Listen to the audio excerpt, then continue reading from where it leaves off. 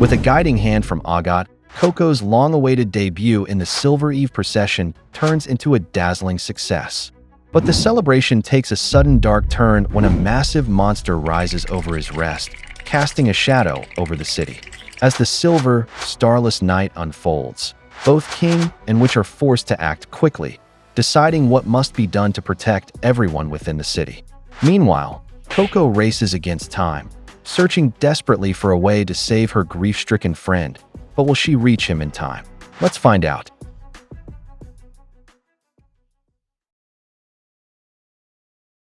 A few moments before what Coco and Custis witnessed during the Silver Eve procession, a prisoner asked the one he called Gramps, or Ingandale, about the spell that had been drawn onto his body.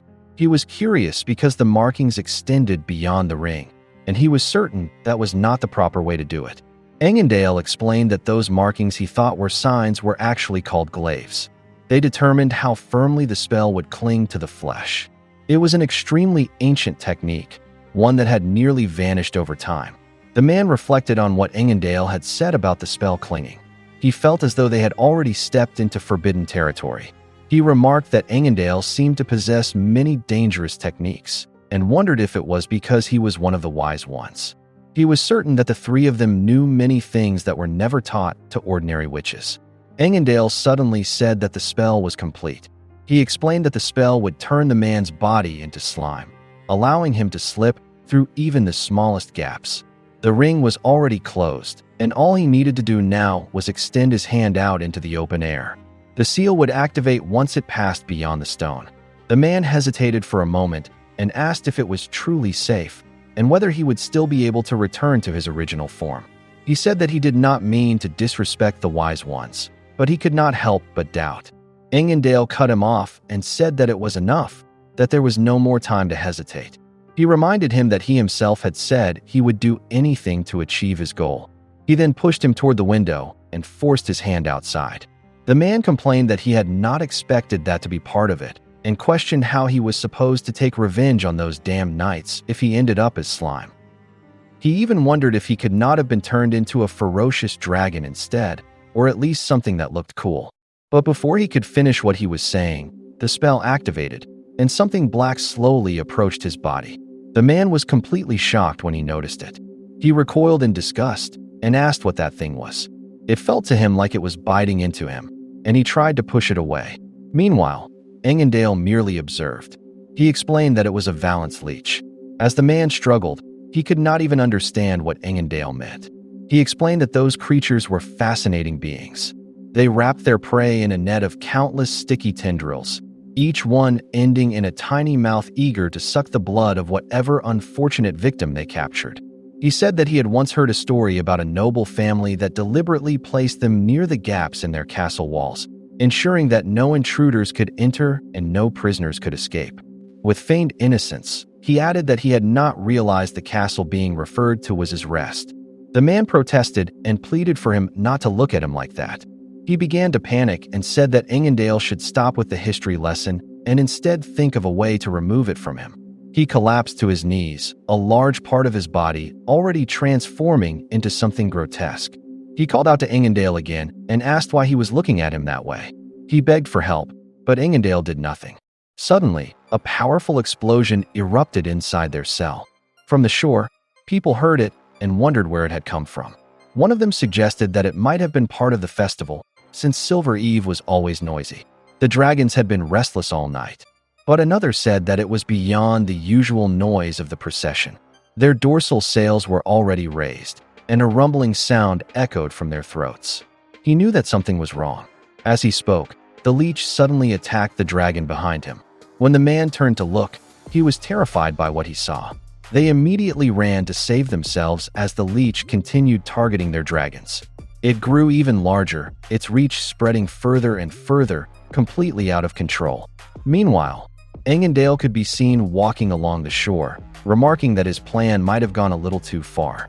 He adjusted his hat and said that it served as a harsh reminder of why their art had long been separated from warfare, medicine, and anything involving open wounds.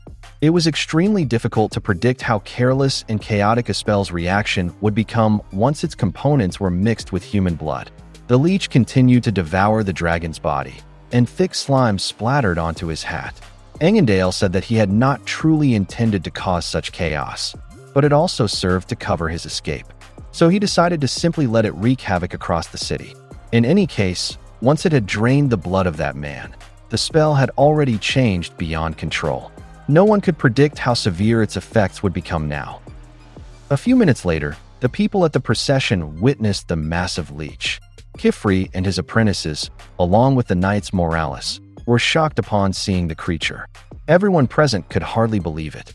Even the king, along with Custas, Agat, Arujo, and Coco, wondered what it was. Custas suddenly moved toward Coco and called for her attention. She was startled, and he asked what was happening. He wondered if it was created by magic and whether it was part of the procession. Coco was surprised that even Custas did not know what it was. She had thought it might have something to do with him and Inania, but Custas explained that it did not, and that he had never seen anything like it before. Several witches flew closer into the air to examine it more carefully. Coco thought that even the elders seemed confused, so it likely was not a spell. If it were magic, then the seal used for it would have had to be enormous. She suddenly remembered what had happened at the Staircase River. She had learned then that altering the environment itself required immense magic. Those kinds of abominations were war spells, created during the time of chaos before the Pact. She wondered if this was similar to what had happened back then, a smaller spell that had completely spiraled out of control. But that had only happened to her once, and she had not drawn any kind of spell that day that could have caused this.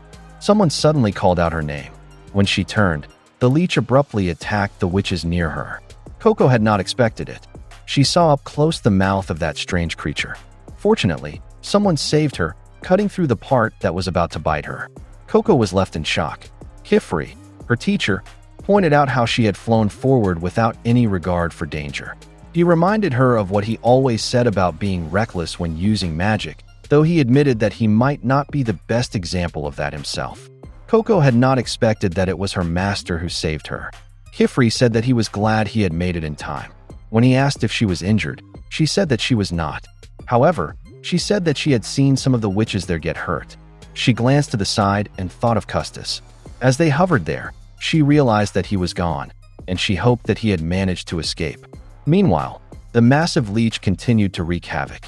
Estes of the Knights Moralis stepped in and cut through it. He told Kifri that if he had already secured his apprentice, then they should return to solid ground. They were surprised by what he said. Estes added that they should leave the fight to the Order, as it was their domain. Their presence there would only cause more confusion as bystanders. He told them to leave, since the people needed their help more than he did.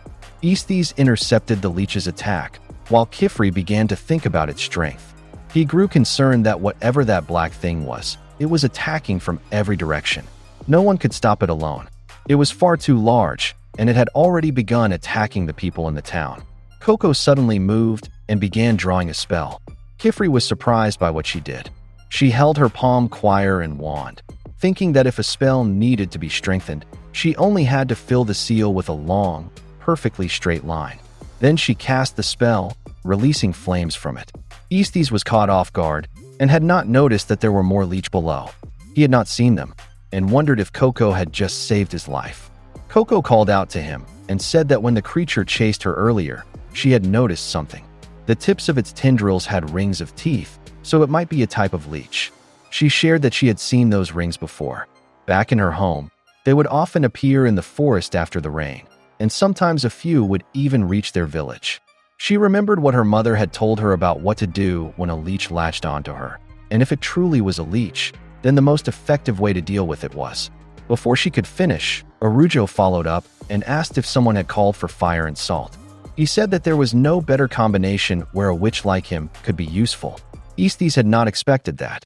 At another place, the water sculptures created by Agat were then shown.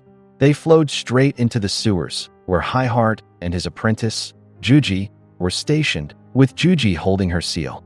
Juji was impressed when she realized that the sculptures were meant for that purpose. The water sculptures moved directly into the seal. When Agat had handed her the spell with the guidance sigil and pleaded with her to fly to the sewer outlet at the edge of the town to close the ring, she had thought that Agat had lost her mind. But after seeing what happened, She admitted that those children were capable of producing such creative ideas. She asked her master if it was not clever. Highheart was surprised. He then apologized. He reflected on how fortunate he was to have an apprentice who was so supportive, someone who could accept sudden instructions and carry them out properly without hesitation. Juji could hardly believe that she was hearing that again from him. She thanked him, but Highheart assured him he was being sincere. To be known as a reliable friend was a quality beyond compare, especially for someone studying to become a witch. Juji simply smiled and thought about what he had said regarding being a reliable friend. If it was truly that wonderful, she wondered why it felt like she was still searching for something more. She questioned what she could offer to become like them, always moving forward without ever showing even the slightest hesitation. Something suddenly caught her attention. She asked her master what that thing was and told him to take a look. Curious, he looked down. Juji mentioned that there was something strange in the flowing wastewater and asked if he could see it.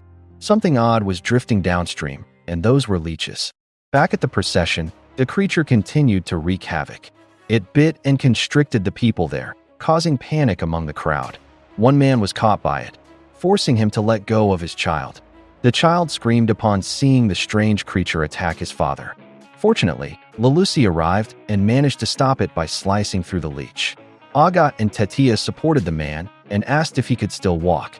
Mr. Nalnoa also helped and pointed the way, saying that they needed to stay inside. Once they had taken shelter, the entrance was sealed and the windows were barricaded. Lelusi ordered them to remain inside and said that she would bring the others there. Mr. Nalnoa responded that they would prepare for it. Inside, Tetia grew worried and asked about Coco. He answered that the last time he saw her, she was with Kifri and Arujo, and that they would surely keep her safe. Agat added that Coco would be able to find her way back to them because she had Riche's spell. Riche agreed, explaining that if they were separated, they could always use their rings to find one another, and once she made copies for Mr. Nalnoa and Tarda, everyone would be covered. Hearing that, Mr. Nalnoa suddenly remembered his grandchild and began looking for Tarda. As he waited by the door, he asked if Tarda was not inside, as he had assumed he was with them. Suddenly, a Knights Moralis member kicked the door open, carrying an unconscious Tarda. They were alarmed upon seeing him, especially Mr. Nalnoa. He asked what had happened and whether he had been bitten. Tarda replied that he was fine. He said that he knew he looked badly hurt, but it did not actually hurt. He was just having trouble standing, and for some reason, he felt dizzy. Lelusi instructed them to find space at the back where they could lay Tarda down. She then asked if anyone there could treat his wounds, and 2 people volunteered. She said that was good and that she would leave it to them. As she spoke, the leech suddenly forced its way through the door, bending the wood to create an opening to follow them inside. Lelusi noticed it too late. However, Dagda suddenly emerged and stabbed it with his sword. After stopping it, he asked if Tarda had been reached and whether he was all right. Lelusi recognized him as the man from the Staircase River. Weakly, Tarda told him that he had seen Custas in the sky while they were escaping. He said that he had stopped to look at him, and that was when the creature bit him. Hearing that, Dagda became deeply alarmed upon realizing that his adopted child was still outside. He immediately opened the door to search for him. Lelusi stood up after handing Tarda to his grandfather and told Dagda not to be foolish, saying that it was far too dangerous. She tried to stop him in the name of the order, but she hesitated. Someone then pleaded that she should go after him, and that they would handle things there. It was Agat who spoke. She said that even though they were young, they were still witches. Tetia agreed and said that they would make sure to guard the door until the cavalry arrived. Riche added that there were more people outside who needed help. Lelusi had no choice but to accept it. She told the young witches to stay strong, then stepped outside. While inside, Agat grew worried about Coco and hoped that she was all right. Even so, she convinced herself that Coco would surely be fine, believing that they could handle things out there. She then heard Mr. Nalnoa telling his grandchild to hold on. The man assisting them became concerned because their treatment seemed to have no effect. He said that he could not understand it, questioning why the bleeding still had not stopped. Because of that, the 3 apprentices of Kifri grew worried. The scene shifted outside, where a report came in that the victims felt no pain, yet the bleeding from their wounds could not be stopped. The king stated that what they were dealing with was a leech. His subordinate agreed, saying that the net-like pattern resembled that of a Valance leech. D'Anraldy confirmed it, saying that it was obvious from its sheer size alone. It was completely different from the leeches they usually placed along the castle walls. He gripped his sword and said that no matter how much blood it had absorbed, it was still far too large compared to what a leech in that world should be. As he observed it, Lord Belderut suddenly told him that he was heading in the wrong direction and that he needed to return to the castle with them. However, he refused. He said that he could not remain inside while his city was bleeding. He declared that he would not do that. He was D'Anraldy Isrest, king of Estus, and a servant of the mysteries of medicine and mortality. The king of life did not flee when his people were in danger, and now they lay scattered, bleeding out in the streets. He suddenly charged forward, saying that there was no point to his skills if he would not use them now. The royal guards shouted at him to slow down, warning that he should not move ahead without protection. Belderut grew irritated, calling him a hot-headed young king. His apprentice, Rilifin, wondered if he was about to cast a spell. He suddenly activated a spell for his sealed chair, calling forth the ultimate Belda formation galloping force. He declared for them to behold the Belda Tor. Using it, he stood and immediately followed the king. He told him to come back, calling him a reckless monarch, and questioned how he could run off on his own like that. Seeing this, the royal guards remarked that he was no different from the king, and they found themselves wondering which part of him was supposed to be considered wise. The wise in friendship who had gone ahead wondered why they had turned and where they were headed. The queen replied that she had overheard them discussing the Western Healing Spire. Knowing her husband, she was certain that he intended to offer aid. Although Valance leeches of normal size were merely troublesome and rarely fatal, the bite of a creature as large as the one outside was an entirely different matter. In such a situation, the amount of blood it could drain might determine the line between life and death. If they wished to save the people, every second mattered. It had become a battle against time. At the Western Spire, blood was stored and kept fresh through a spell that halted time. She believed that Dean was heading there to prepare transfusions for as many victims as possible. Lagra apologized for his question, but said that he wanted to understand what a transfusion was. Zayamaya explained that it was a medical procedure in which blood from healthy citizens was given to patients who had lost too much blood. If they could bring the most severely injured to the Western Spire, there was still a chance to save them. The ruler of the flocks joined the conversation and said that this was an opportunity for the boundless power of magic to shine. He asked Lagra if he agreed, but Lagra gave no response. He added that if one possessed the power to save lives, then it should be used. Someone else agreed, saying that there was little they could accomplish on their own, and that once again, they would have to rely on the care of witches. Then someone called out to Lagra. It was the prince, asking if he could offer a suggestion. During the procession, he had noticed several flags made of canvas with circular openings that allowed witches to pass back and forth. He wondered if those could be used in the current situation. They might serve as a way to rescue the citizens and transport the wounded to the spire in an instant. The wise in friendship said that it was an excellent idea. However, he regretted to say that the windowways only functioned in pairs, and they might not be able to deal with whatever lay on the other side. The prince replied that he understood. He realized that the possibilities of magic were not as limitless as he had imagined. Lagra fell into thought and was reminded of the king, of those eyes that gleamed as if holding thoughts too difficult to grasp. Whenever the two of them were close, he noticed that he chose his words carefully. He wondered if it was because of a secret they were trying to protect, something that weighed heavily on their conscience. Vanana's voice suddenly rang out as she shouted, ordering the order to raise their silver-white pennants. She urged them to wave them high, declaring that they were the spears, the swords, and the shields of the city. Meanwhile, one of the knights Moralis did not stop fighting the leech at his side. Lagra grew uneasy at what he saw. A member of the order then said that there was good news, as they had managed to recover their windowway. He admitted that he was not particularly useful most of the time, except in moments like this. To him, what was the purpose of a standard bearer if he was not leading the march, waving the symbol high for all to see? One of the knights Moralis shouted that they had secured one of the windowways and that it was clear again. Utawan had managed to cut through the tentacles on the other side. Aesthis commended him, but noted that he was covered in blood and hoped that it was not his. Utawan had not expected him to be concerned, saying that it was new. He insisted that the blood came from the leech he had fought. Still, he admitted that it was likely mixed with the blood of others. It was hard to believe just how much the grotesque creature had already drained. With every strike, another surge of blood burst out. Aesthete agreed and said that the more it consumed, the larger it became. They needed to double their efforts, not only to weaken it, but also to keep the citizens out of its reach. If they could not restrain it even a little, their strength would be exhausted before the battle was over. Their first priority, he said, was the windowways. He ordered them to ensure that all of them were secured. They would need every route that could lead people to safety. Oniii-Chan could not believe he had to go through that again. He asked how many there even were and whether Aesthete had any idea what he had gone through just to secure one. Aesthete looked up and said that it would be better to prepare for what came next, as they could not rely entirely on the witches. Many witches were already in motion, doing everything they could to fight the Leech.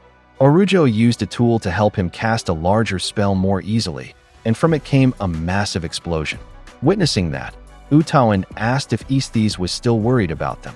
To him, they seemed to be doing just fine, as if they had already started a small war of their own. But Aesthete replied that this was exactly the problem. They were capable of waging war. He would rather limit what outsiders could see about their magic and how effective it was when used in battle. Inside the castle, the leaders of the 5 kingdoms simply watched as the witches fought.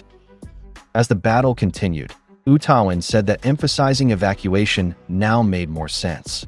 It was not only about safety, but also about keeping people away from the fight itself.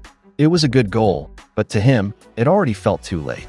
He asked if Aesthete wanted to tell the others to reduce their offensive. Aesthete doubted they would listen, and even if he did not like it, every mouth of that creature that was occupied meant another civilian saved. For now, that was the best way to lessen the suffering of the city. Still, he made it clear that whether in defense or in attack, both were forms of violence. People were beginning to see just how easily magic could be used in war. That was why they tried to ensure that only they held such power. Oniii-Chan looked at him and remarked that in his effort to keep magic safe for everyone, it seemed like he had grown to like it himself.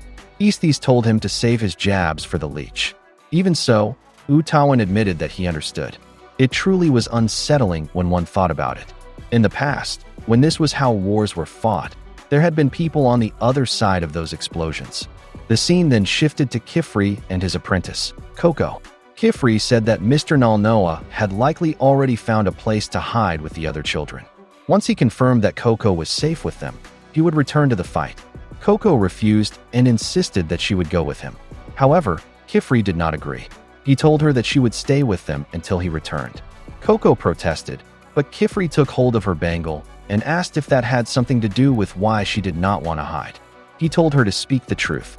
Coco grew uneasy at his words. Kifri asked if she could not tell him, or if she was hesitating because she and Tarda had promised to keep it a secret. Coco pulled her hand away and could not answer immediately. Kifri said that he had a feeling they were hiding something. In fact, everything she had been doing had seemed strange ever since that night when she insisted on becoming part of the procession. Coco was shocked that he had noticed. All this time, he had known, yet he had said nothing. Kifri explained that he intended to wait for the 2 of them to be ready to open up on their own. But if what they were planning was dangerous, then he could not allow it to continue. He asked if there is nothing he could say to convince her, and whether he did not deserve her trust. Coco denied that. In her thoughts, she knew that Custas did not trust other witches, and even Tarda had begun to doubt the actions of the adults. However, she also knew that Master Kifri was different from the others she had met. She remembered their time at the Atelier, and there, she made her decision. Holding her bangle, she asked her master for help. She said that she would trust him, and pleaded with him not to decide anything until he had heard everything she had to say.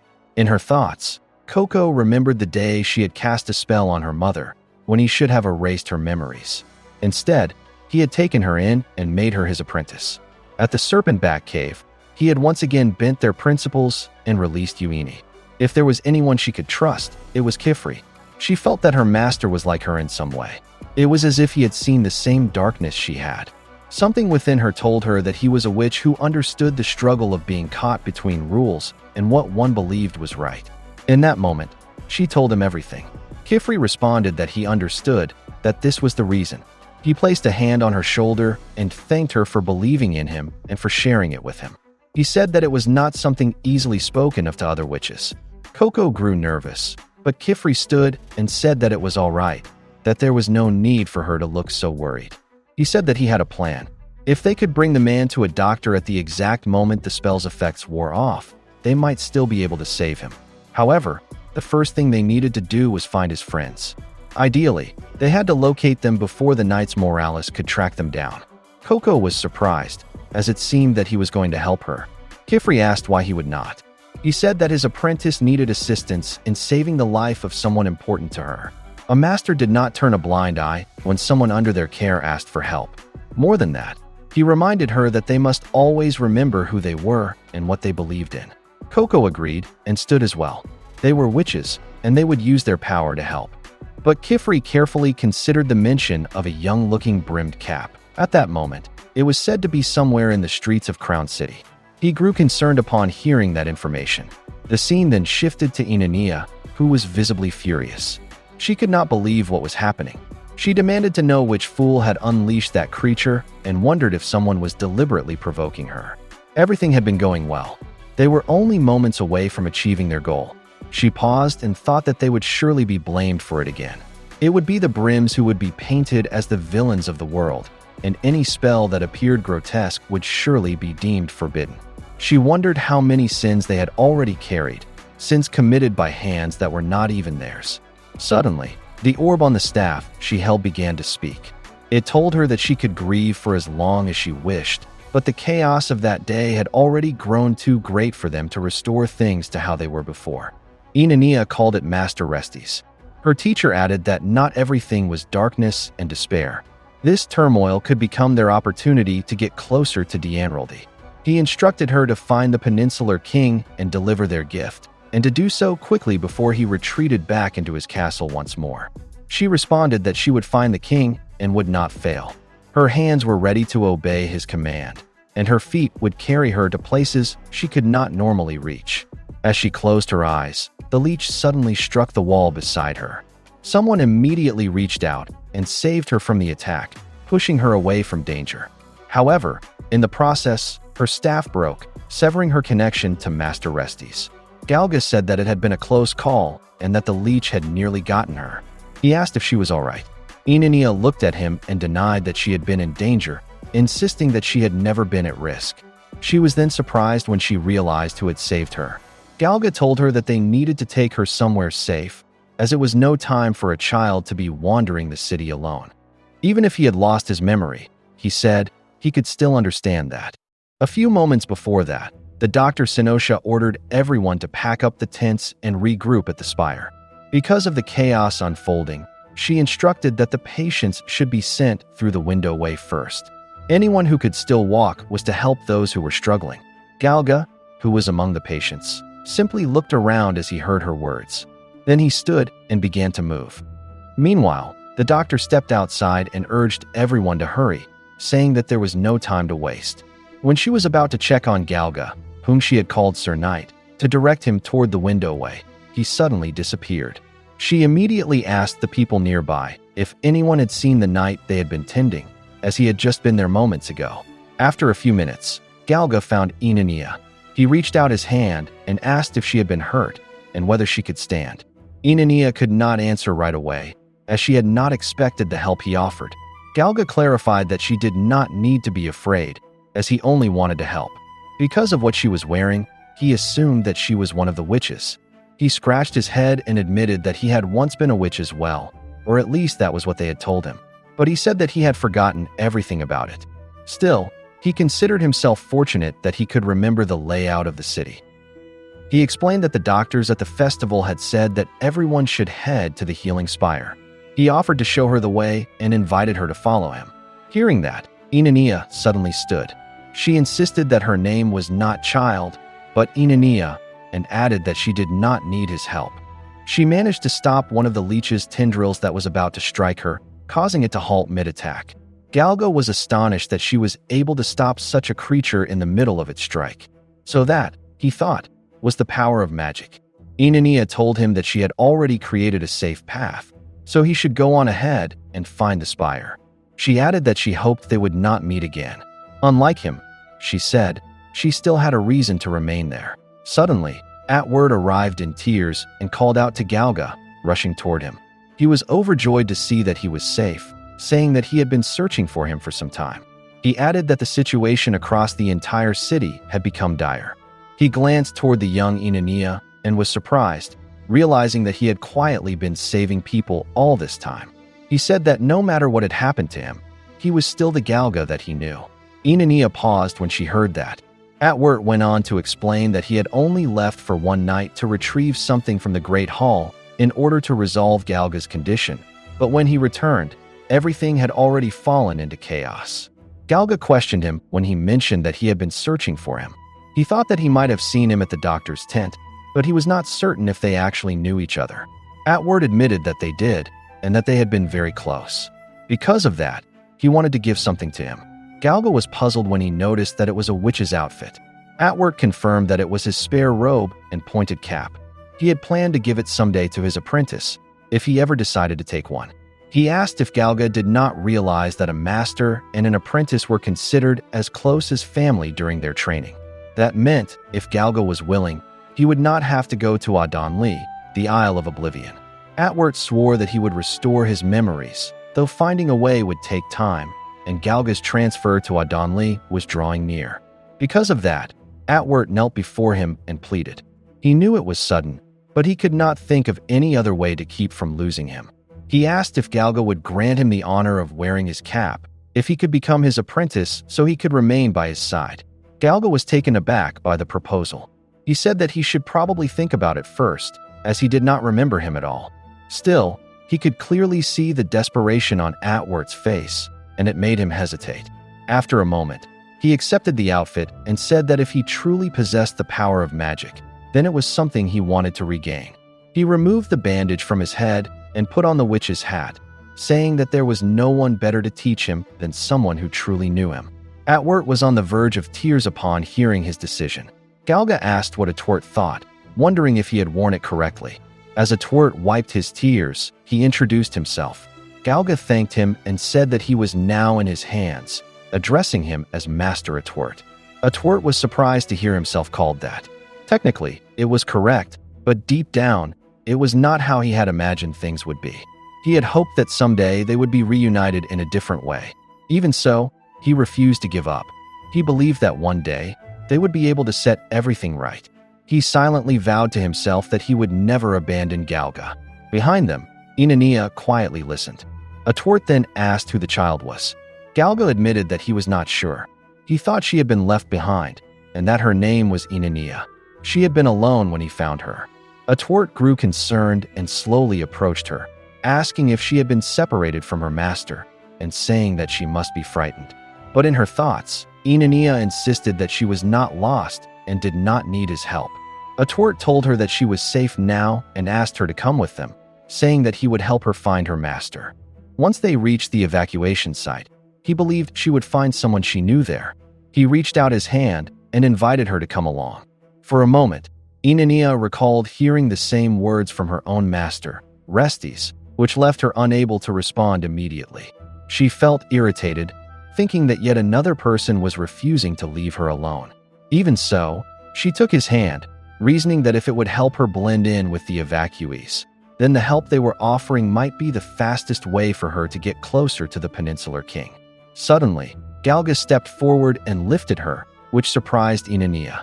He apologized if she did not like it, but said that he was only doing it to make sure she stayed safe, and asked her to bear with it for now.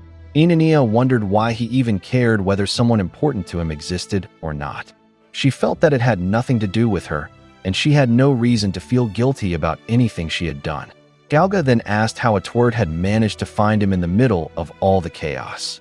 Atward replied that it had been simple, as he had just followed the movement of his guidance orb. He explained that it was a kind of contraption, a magical tool. One only needed to place a fragment of what they were searching for, and it would point in the direction of where it could be found. Meanwhile, Kifri and Coco were shown flying through the air. Kifri asked Coco if she had anything that belonged to Custis. She replied that she did not think so. However, she was certain that Custis still had something of hers. The 3 times she had seen him in the city, he had been wearing the wing cloak she had made for him. And somewhere in her bag, the scraps of fabric she had used for it should still be there. If they could get hold of her belongings, they would be able to find a piece they could place into the guidance orb. Hearing that, Kifri decided that their first destination would be the stationer's tent to retrieve it. As they flew, the leech's tendrils continued to pursue and attack them. In an unexpected turn, getting into the tent proved to be easier said than done. He wished that it was only his imagination, but he could feel that the closer they got to the center of the city, the more tentacles they would have to fend off. Their tent was located in the central square, just outside the castle gates. If that was the area where the leech was most concentrated, then he realized something unsettling. He noticed that the leech was wrapping itself around the entirety of his rest. Because of that, it was possible that the creature itself had emerged from within the castle. An explosion was seen near the stationer's tent. Because of that, Coco managed to get inside and retrieve her belongings. She was delighted when she found what she was looking for. She hurried back out to tell her master that she had found a piece of fabric from the wing cloak that Custis had been wearing. She was startled when she suddenly felt an intense chill and wondered if it was snow. Kifri was pleased, saying that it was just as effective as he had expected. Whatever that creature was, as long as it was not suited to alpine climates, they could rely on a rapid drop in temperature to help slow it down. He thought that he still had a few spells that could lower the temperature further, but he could not risk using them while there were still people who had yet to evacuate the city. Coco quickly ran toward him and asked if he had heard her. She said that she had found a piece of the cloak that they could use. But then she noticed something. She listened carefully and wondered if what she was hearing was the ocean. She moved closer to Kifri and said that it was seawater. She told him that she had an idea. Seawater was very salty, and back in her home, they used salt to remove leaf fall leeches that lived in the forest. She admitted that she was not sure if it would work on the leech they were facing, but it was worth trying. Kifri thought about it and said that as long as it was not an ocean-dwelling species, they could try her plan. He picked her up and told her to hold on, saying that he would take them to the water's edge. Moments later, they were flying through the air. While they were above, Coco felt that something was wrong, though she could not figure out what it was. The scene then shifted to water being poured into a bucket, back at the place where Kifri's other apprentices were taking shelter. Agat was pleased. She made note of the spell Coco used for her purification pot. It was proving incredibly useful at that moment. Someone there said that it was much safer than running out to the wells outside. He should tell his friend she just earned herself another flag. The problem with leeches, he explained, was that their saliva contained a toxin that thinned the blood. It prevented clotting and kept wounds from closing, making them difficult to heal. Tatia realized that this was why the people there seemed to be bleeding excessively. The woman assisting them confirmed that it was true. It was unpleasant, but the method was to press around the bite and push the toxin out of the body. After that, the wound had to be washed with clean water and properly bandaged. When she demonstrated it on a patient, he cried out in pain, complaining that it hurt more than the bite itself. The woman wiped her hands and explained that it was another effect of the leech's toxin, as it numbed pain, so he would have to endure it. Afterward, she said that now that they knew the steps, it was time to split up and act. She looked at Tatia and said that she would teach her as well, showing her how to wrap bandages and which herbs to use.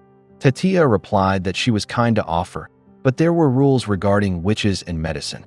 First aid was the responsibility of doctors, so she was not sure if it was acceptable for them to learn it. The woman and her patient were both puzzled upon hearing that and exchanged glances. The woman said that they were not doctors and could not teach anything beyond the basics. In truth, everyone should know at least some first aid. The man agreed. In addition, she said that it was simply knowledge meant to help others, and there was no reason to forbid it. Anyone who tried to prevent others from learning such things, she said, only did so to keep them under control. She let out a sigh and found herself thinking about the man she had once married. She wondered why she had done it. Perhaps she had simply been too young at the time to understand what was right and what was wrong. Someone suddenly shouted, asking for more water to be brought over, saying that they still needed it. Agat replied that she had heard and would bring some. Since she was busy, she asked Tatia if she would help. Tatia then asked if she thought they should show the others how to do it, how to purify the water so they could make their own clean supply.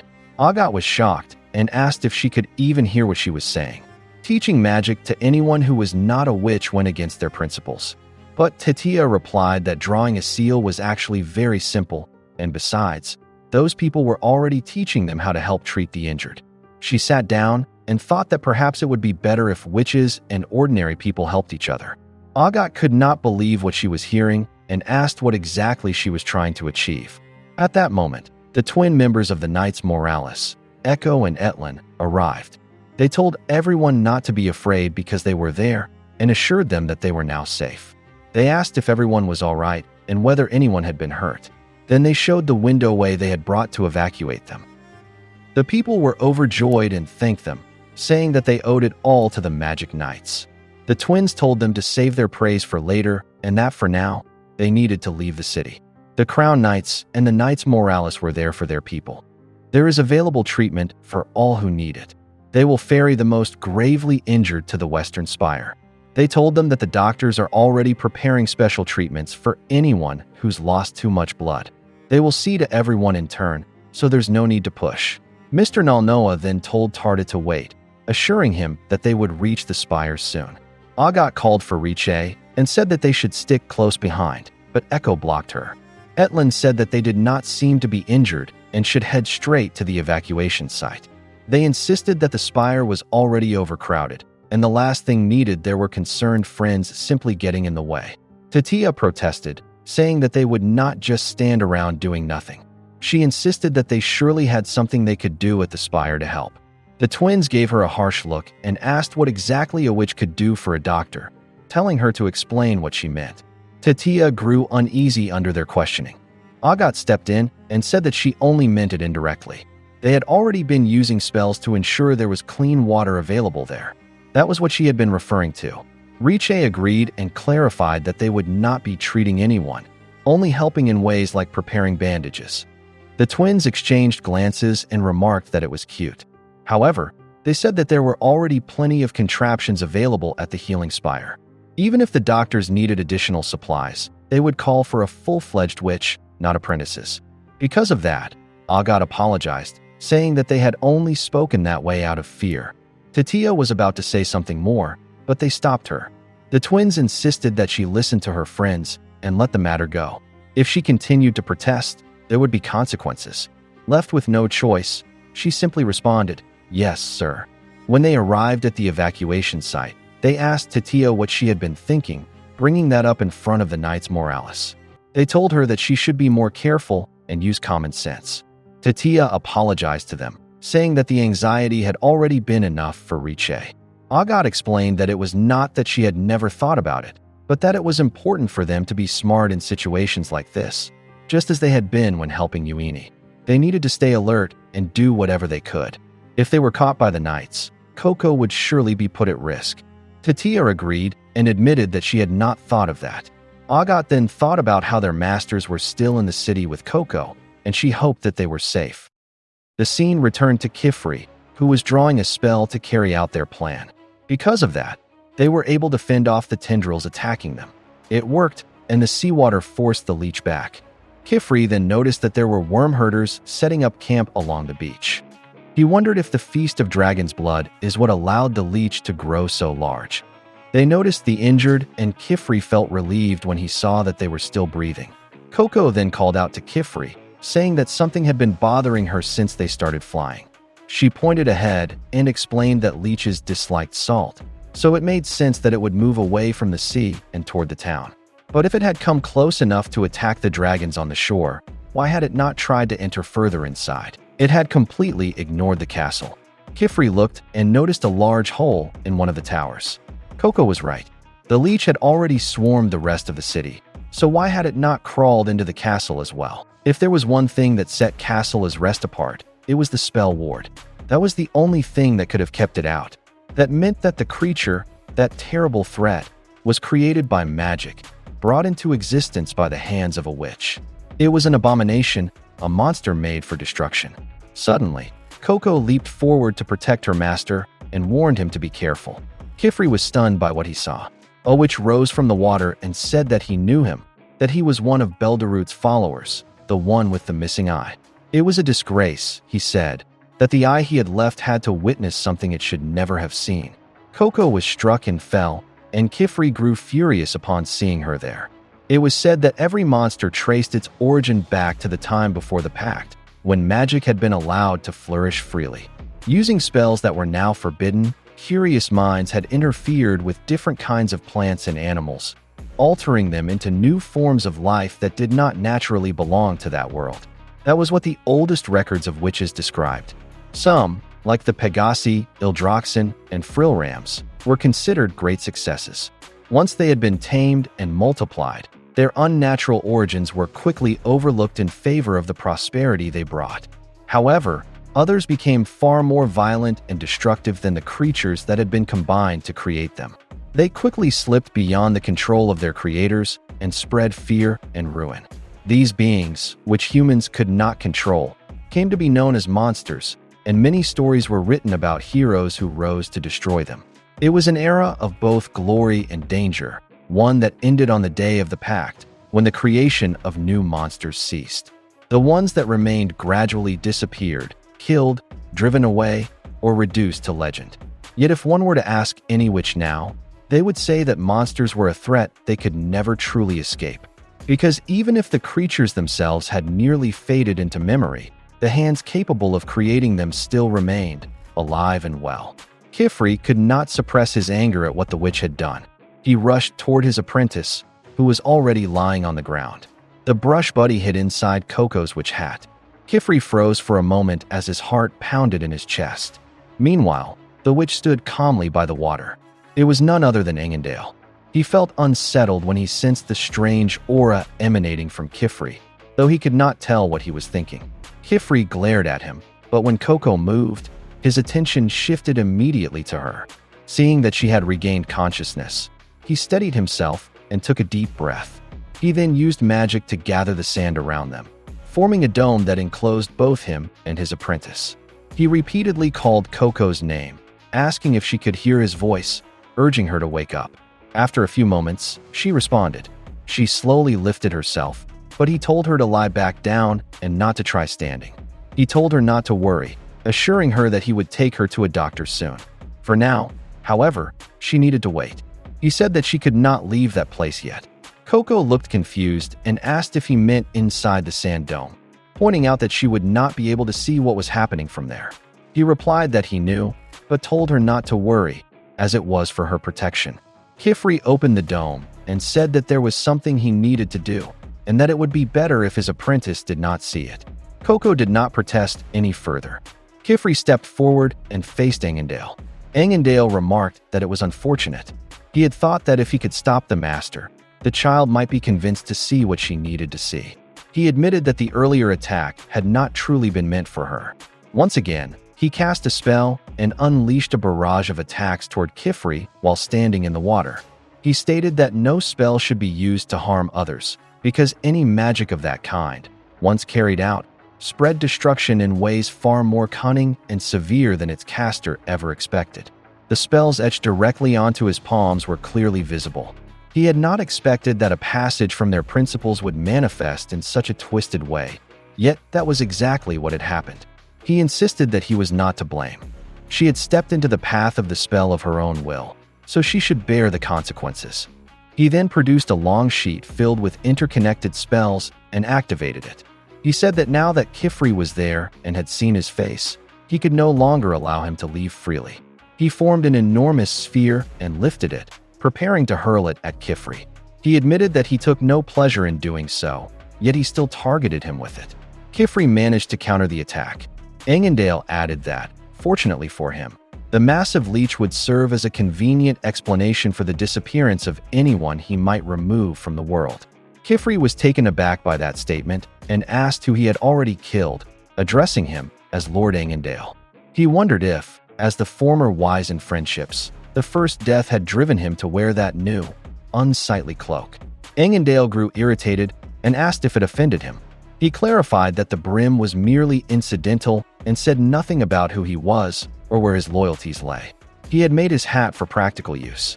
But this time, instead of keeping off the rain, it was shielding his eyes from the blood of a great fool who had tried to alter his own body. Kifri was shocked and asked if that meant the man had attempted to change himself using magic. Angandale confirmed that it was true. The massive Valance leech enveloping the city had once been a human. More than that, he had also worn a pointed cap, a petty criminal from their own ranks. He had drawn the seal onto his own skin, believing it would allow him to escape his cell, but instead, he had become the horrifying creature they now faced. He added that the spell was far more complex than it seemed. As the transformation progressed, it eagerly fused two lives into one. When two separate flames of life were brought together, what remained was something that was both the same and not the same. From what he had witnessed, he admitted that he had been fascinated. It felt to him as though he had glimpsed how monsters had been created in ancient times. Kifri charged at Angandale, casting a spell that formed a sea creature out of water. It took the shape of long, massive serpents that lunged toward Angandale. However, he blocked their jaws and froze them into ice. He then asked if Kifri was not surprised to learn that the leech was, in fact, once a human. He questioned whether he felt no disgust at how low some witches were willing to sink. Kifri responded that instead, it was witches themselves who needed to look inward and understand just how cruel their kind could be. That was the truth his teacher, Belderud, had shown him. He then cast a spell that restrained Angandale, making it difficult for him to move. Angandale grew irritated upon hearing Belderud's name. He cursed him as a fool, always looking down on others with arrogance, seated on his sealed chair like it was a throne. He broke free from the restraints and said that Kifri's mind seemed filled with meaningless teachings passed down by Belderud. He launched another attack and struck Kifri directly in the chest. Kifri was unable to evade. Angandale twisted the attack like a drill within his body. He went on, saying that Belderud, the so-called wise one, sought to bind them and turn them into servants of outsiders. The blow left a massive hole in Kifri's body. The former wise and friendships continued, saying that Belderud always spoke of giving a voice to the weak and bringing the blessings of magic to everyone. But to him, that was nothing but nonsense. He said that Belderud and all the innocent fools who remained blind along the shores had never seen how they were truly used by outsiders, how they were squeezed dry until nothing remained.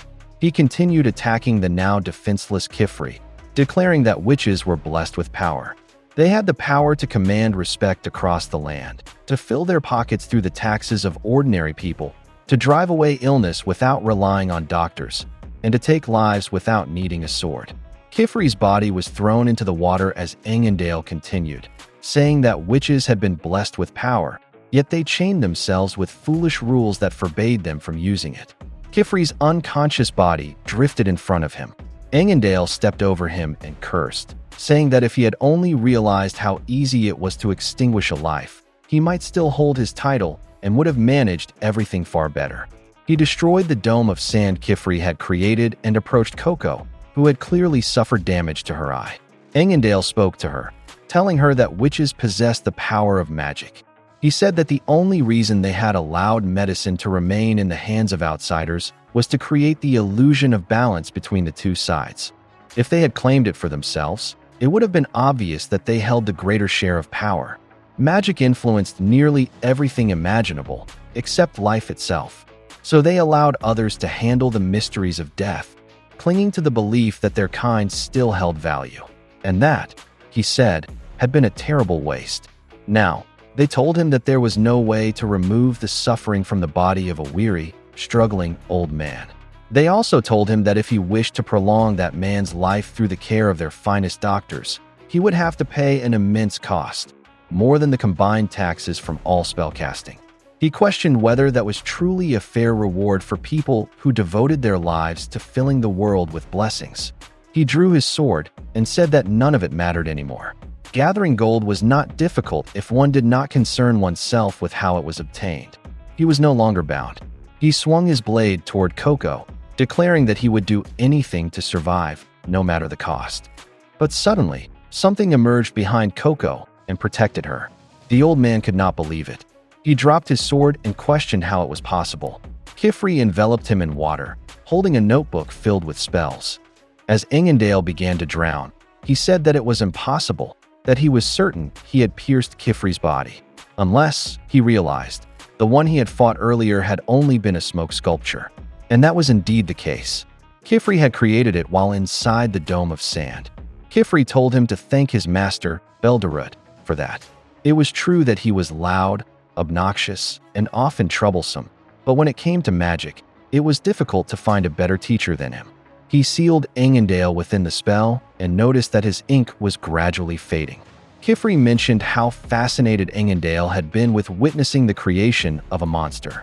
Ingandale could hardly believe that all his spells had been triggered and turned against him. Plus, when he was finally pulled out of the water, Kifri said that no matter how much he tried to claim innocence, the moment he attempted to take the life of a child, it became clear that he alone, Ingandale, was the true monster there. He then closed his notebook of spells. In the next scene, a guard was puzzled when a witch arrived and asked what they could do for him. The witch was none other than Kifri, and there was something different about his presence. Without warning, he dropped the bound body of Ingandale onto the ground. He said that the man was now in their custody. He explained that he had found him attempting to escape along the shore and had brought him back. The man might be unconscious, but he was not someone to be underestimated. He instructed them to keep him isolated and to ignore anything he might say until the Knights Moralis arrived to take him. He added that there were wounded worm herders along the beach and told them to ensure that they received proper care. Then, he turned to leave. A man stopped him, unable to believe that he was just going to leave them there. He asked if Kifri would not help them reach a safe place. They had been told that the citizens were being evacuated, brought to a hill outside the city, or, if injured, to the western healing spire. Yet those inside Castle Rest seemed to have been forgotten. Kifri simply told them to remain where they were. There was no reason for them to leave the castle. In fact, it was the safest place they could be. The man could not understand, but Kifri had already taken off and flown away, ignoring his repeated calls. Once he was at a distance, he pulled out a scroll. He gave thanks for Eastie's Lockwax-bound scroll. It was a spell that enhanced other magic used within its range. Without it, he did not know how he would have managed to capture Ingandale. He wondered if Easties had already known about this beforehand, if he had information from within. And if that was the case, why had he not simply told him instead of keeping it hidden? He realized then that he was no different from the other witches. Holding Coco in his arms, he thought that if secrets, half-truths, and the shadows they cast would lead their kind down a path of irreversible ruin, then perhaps it was time for him to do something about it.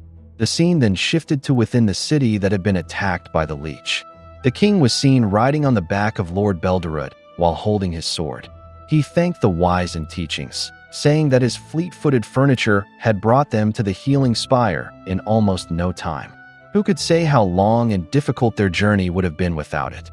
However, Lord Belderud was irritated. He told him to stop his pointless chatter and ordered him to get down, calling him a fool. If he had shown even a little patience, they could have used a window way and avoided all danger. But instead, he had rushed in recklessly, without any plan or caution. As the king stepped down from his back, he replied that they could not afford to wait and hoped that a window would suddenly appear to carry them there. Every passing second cost a life. Even among those they might save, some would still bear a lifelong burden because they had not acted sooner. Belderud did not respond. King D'Enrolde added that he was always fighting a battle he could never truly win, and that his opponent was not a mortal, but the endless king of time itself. The people were stunned when they saw the king. They were overjoyed that the peninsular king had come to help them. As he entered the healing spire, he declared that he had not come alone. He had brought with him a wise among witches. With his boundless magic, he would drive away the Leech and bring safety to everyone within the tower. He told them to cast aside their fear. Hearing that, the people felt a sense of relief. The king then told them to focus on caring for those in need. Meanwhile, Belderud let out a sigh and said that in all his years, he had never met anyone as irritating and charismatic as him. Someone suddenly arrived and called out to Lord Belderud. He recognized the figure as Kifri. He was deeply alarmed when he saw that Kifri was carrying Coco, who appeared to be injured. The king stepped aside as several doctors hurried toward Kifri. The brush buddy stayed beside the unconscious Coco, refusing to leave her side as she was brought into the healing spire and treated. After a short while, Senosha checked on her. She asked if Coco felt dizzy, if her head hurt, or if she was experiencing nausea or ringing in her ears. Coco replied that she felt none of those and thought that she was all right. She then felt bandages being wrapped over her eye. Senosha explained that the bandage might feel strange. She had not detected any serious damage to her eye, which should be reassuring. For now, they simply needed to wait for the swelling to go down. The best thing Coco could do was rest, and if she felt anything unusual, she should report it immediately. Coco answered with a polite yes. Outside, Kifri descended from the sky and told Belderut that he had created a cloud of salt to scatter over the outer walls of the spire. It would help drive the Valance Leech away, at least for the time being. However, there was still another problem they needed to address. Inside the room, Coco quietly put on her shoes and attempted to slip out, but Kifri pulled the curtain aside and stopped her at once. He told her that her injuries were serious and that she needed to stay and rest as Senosha had instructed. But Coco insisted that she needed to find Custis, who was still outside. Kifri suddenly raised his voice and told her that it was enough. His resolve was firm. When the lightning had struck and he saw her fall, he had been terrified, feeling as though his entire body had gone cold. Hearing that, Coco apologized and said that she had not meant to get hit. Kifri could not believe what she said, asking who would ever intend to be struck. Of course she had not meant it. Coco explained that she had thought she could move fast enough to get both of them out of danger. She promised that she would be more careful next time. But Kifri replied that he did not want there to be a next time. She should never have been jumping in front of danger in the first place. He lowered his head and admitted that the most painful part was knowing that despite everything he had told her, when the next crisis came, she would likely do the same thing again. Because of that, he asked her to promise that instead of pushing him out of the way with her body, she would use her spells to move him out of danger. Coco thought about it and said that there might be an even better way, but Kifri said that it was good enough. In any case, it was far better than her putting herself at risk. Coco sat beside him and said that if that was truly what he wanted, she would start working on a new spell right away. Kifri responded that it was good. Coco said that first of all, there was the question of how much force she should use if she were to launch him. But Kifri replied that he had complete confidence in his ability to withstand a hard fall. At that moment, Belderut entered and asked what the two of them were discussing. Kifri was surprised to see him there and immediately said that he had a request. He asked Belderut to watch over Coco for a while, as there was something he needed to take care of outside the walls of the spire. Coco noticed that he was carrying the piece of cloth from Custis's cloak and said that she would go with him. However, Kifri stopped her. He told her that she would not be of much help to others if she could not take care of herself first. He ordered her to rest. A rescue that came at the cost of severe injury to the hero rarely led to any true celebration. Because of that, Coco had nothing more to say and quietly sat down. Meanwhile, Lord Belderut remarked that of all witches, it was Kifri who was now giving advice about not being reckless and not overexerting oneself. Even so, he hoped that Coco could understand his concern. He himself understood it deeply, to the point that it even pained him. He knew what it felt like to have a devoted apprentice who pushed themselves too far, ignoring their teacher's pleas to slow down. He looked at Coco and said that, in truth, if one were to look at it from another angle, he might even understand her side more. Coco gasped upon hearing that. Belderut went on to describe how frustrating it could be to be overly sheltered, to be forced to remain inside and protected from every danger, to have a kind of freedom that was tightly bound by the care of a cautious elder. But at its core, he said, it was simply one of the problems she would have to solve. He told her to think carefully about what he meant when he called her the apprentice of his apprentice, and perhaps she would remember how the ever-brilliant Lord Bell had once solved a similar problem. At that moment, something came to Coco's mind. The Great Hall. Back outside, Kifri placed the remaining piece of fabric from Custis's cloak into the guidance orb and used it to track him. When it pointed out the direction, he immediately moved to follow it. However, someone suddenly called his name. Kifri was startled when he realized it was Coco. He thought he had already made it clear that she was supposed to stay in bed. Yet he did not expect to see her floating, almost like Tinkerbell. Coco explained that Lord Belderut had helped her create a new spell. She now had her own smoke sculpture. That way, she did not need to physically leave the spire. Kifri thought for a moment that he might be imagining things, but Coco assured him that with it, she could join him in searching for Custis. Lord Bell then talked to him and said that when they find the boy, he only needed to leave his window way open. Through the link, she would be able to speak to him directly via his link to his. Kifri could not believe he was encouraging it.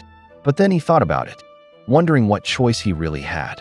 Who was he to refuse the earnest request of his adorable, capable, and stubborn grand apprentice? More than that, it had been the perfect opportunity for him to test his idea for his own little Belle form. Just a few additional signs, and it was done. A pair of soft, shimmering wings for their dear Coco. He had thought it was so cute that he almost wanted a pair himself. But he stopped himself and told himself to focus. Coco then asked her master if he could not see it. She said that it was Lord Belderoot's answer, a solution to a problem he himself had once faced. When a witch encountered a problem, they thought it through and created a solution. That was what her master had taught her again and again. Custis could not trust other witches. That was why she had to be the one to go. She needed to tell him, to show him what had once been shown to her. On that day, her master's gaze, shining in the morning light, had pierced through the darkness of her despair. That had been the gift he gave her. He told her that everything would be all right, that they would search together, that the answer was there, waiting to be found. Custis needed to hear those words too. Kifri fell into thought. How could he refuse such determination? He asked if she would promise that she would not act recklessly. Coco said that she could. Kifri added that the moment she felt any weakness or fatigue, she had to tell him immediately. Coco promised that she would. And with that, Kifri agreed to her plan. He invited her to fly with him, and the two of them moved together. The scene shifted to the hill outside the walls of his rest, where the citizens had been brought to safety. The royal guards let out a sigh of relief upon seeing that Queen Zayamaya and Prince Aeolio, along with the 5 rulers, had arrived safely through the windowway. The queen expressed her gratitude upon seeing that the royal guards were unharmed.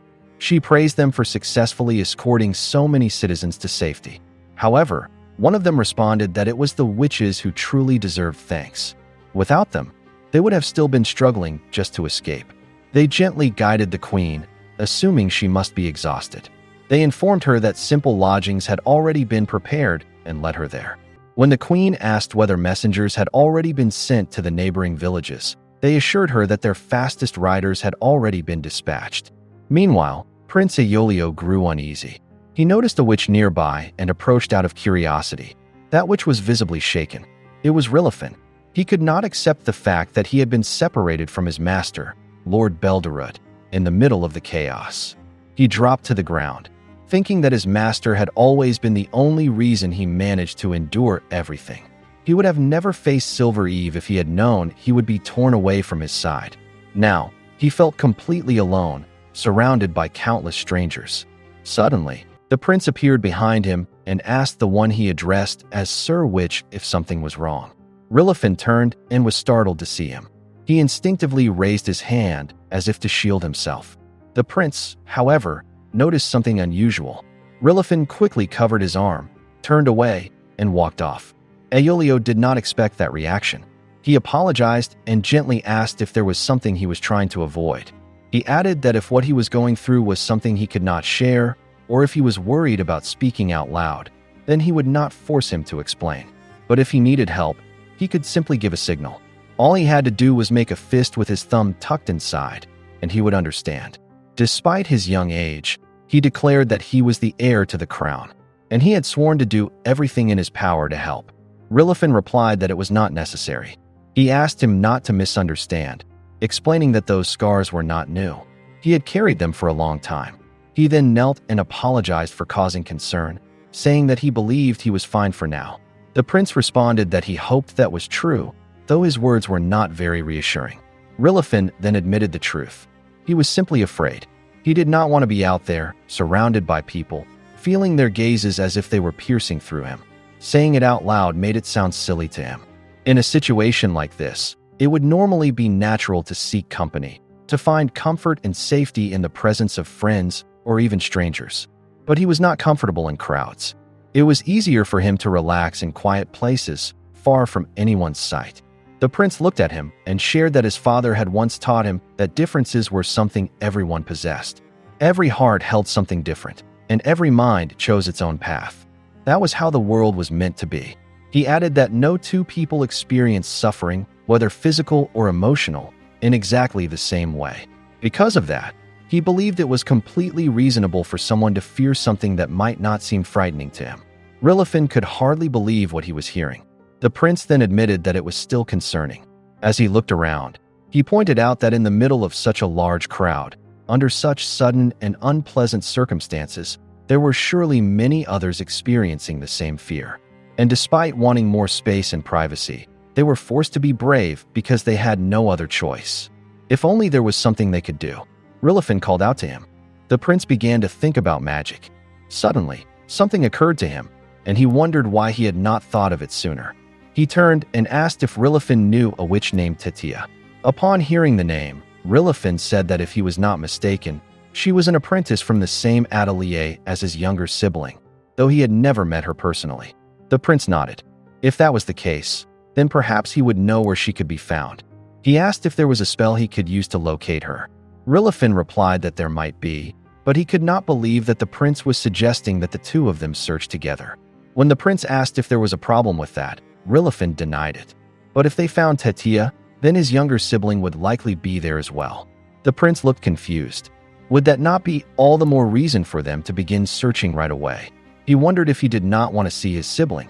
Rilifin admitted that he didn't want to see her again, but he did not know if he was still worthy. He shared that the master he once served had many disciples and very little time for each of them, except when it came to his idea of discipline and the twisted satisfaction he seemed to take in punishment. One day, that master said he would take in a new apprentice. That apprentice, he revealed, would be Rilifin's younger sibling. He struck his own hand and said there were things their sibling and their parents should never hear. He had been ordered to stay silent, and in exchange, he would only receive 2 lashes for every mistake instead of the usual 10. And if he obeyed, his sibling might be spared, allowed to study there without ever feeling the sting of the whip. He was then asked if he would give his word. Rilifin gave no answer. He offered only his arms. He was afraid of the pain, afraid of his master. Yet while he chose to remain silent, his sibling proved far braver than he ever was. Before he even realized it, his sibling had already saved him from that cruel man. And yet, despite that strength, what remained etched in his mind was the image of his sibling's eyes, dull and lifeless after enduring such suffering. Rilifin said that everything was his fault. So how could he ever bring himself to stand before her again? As he kept his head lowered, something suddenly caught his attention. A light surrounded them. Rilifin grew curious about what it was. They heard a child shouting that they had found their mother. The family was overflowing with joy as they reunited, all thanks to the bracelets they were wearing. In such a massive crowd, it should have been impossible to find each other again, yet because of that spell, they did. Rilifin immediately recognized it.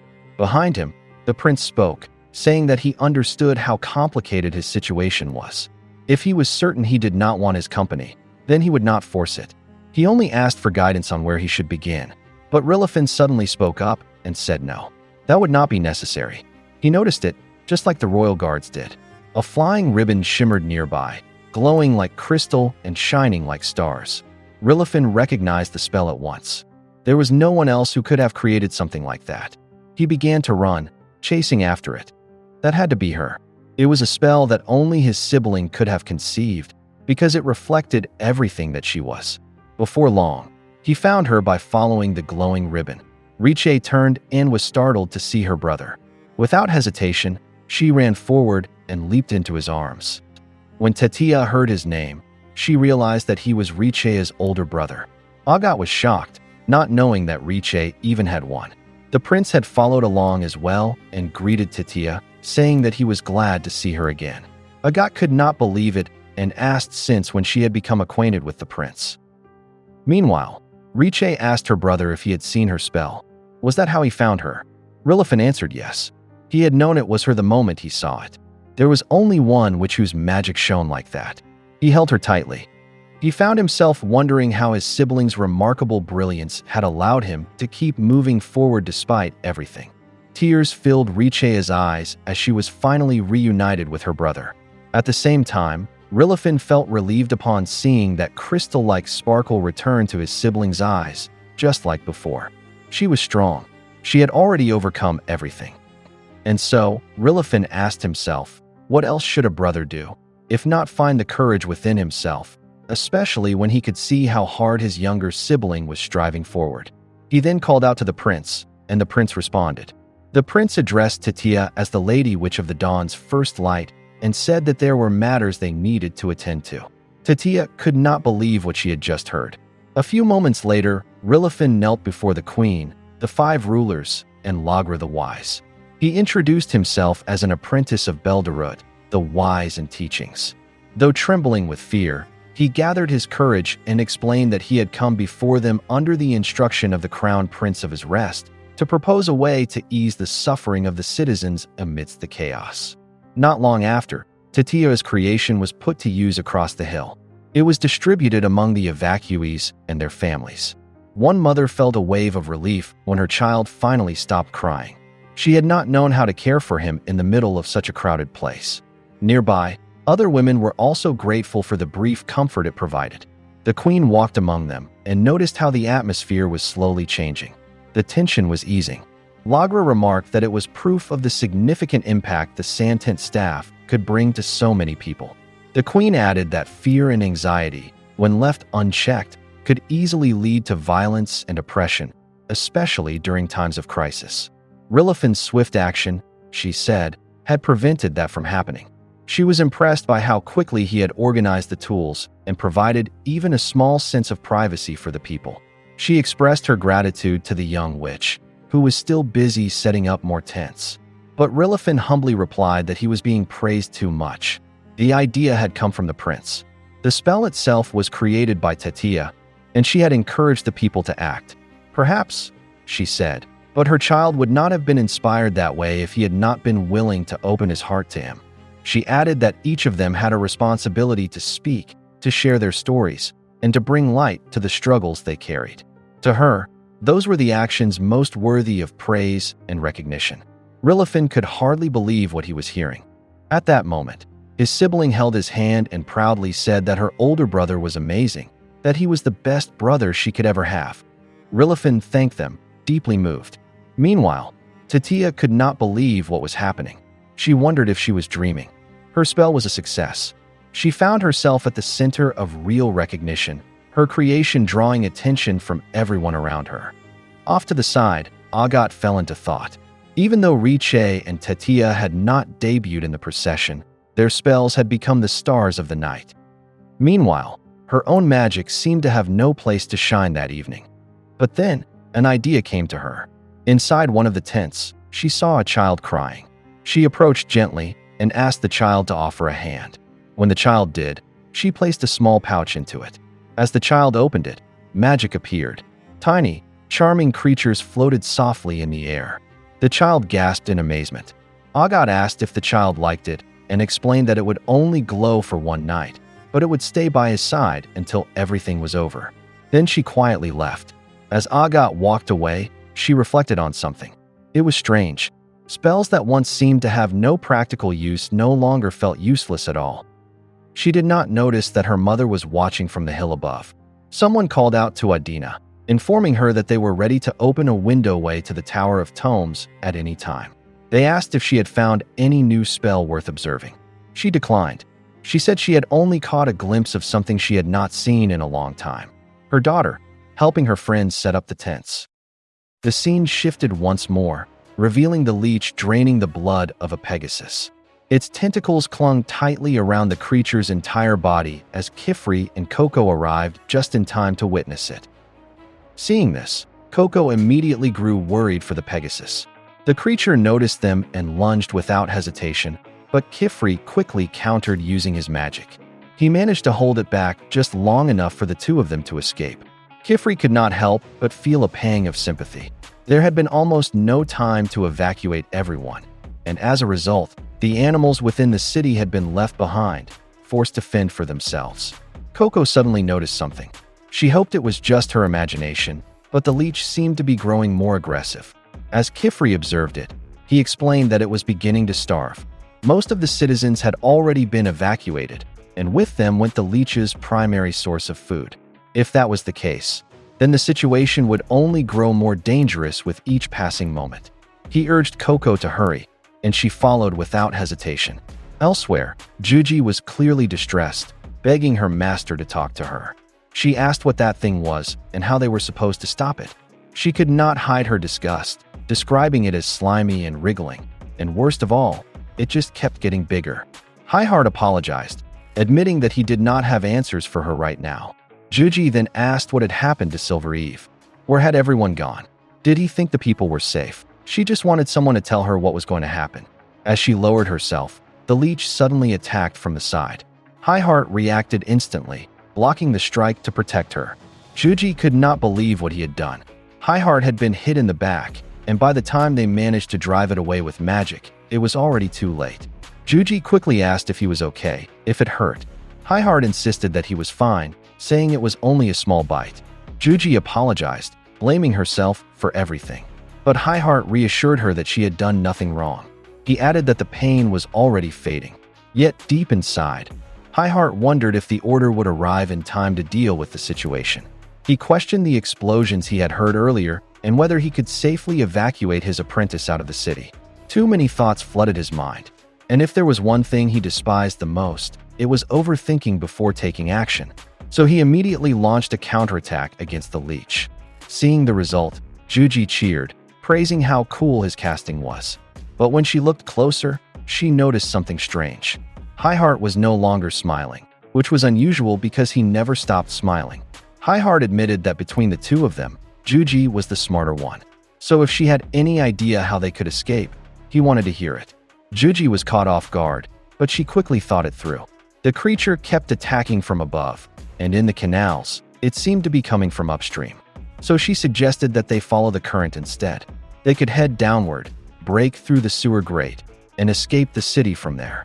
As she began to run, she suddenly noticed someone hiding nearby. Her master asked why she had stopped and peeked into an alley. That was not the right path toward the grate. Juji asked for a moment.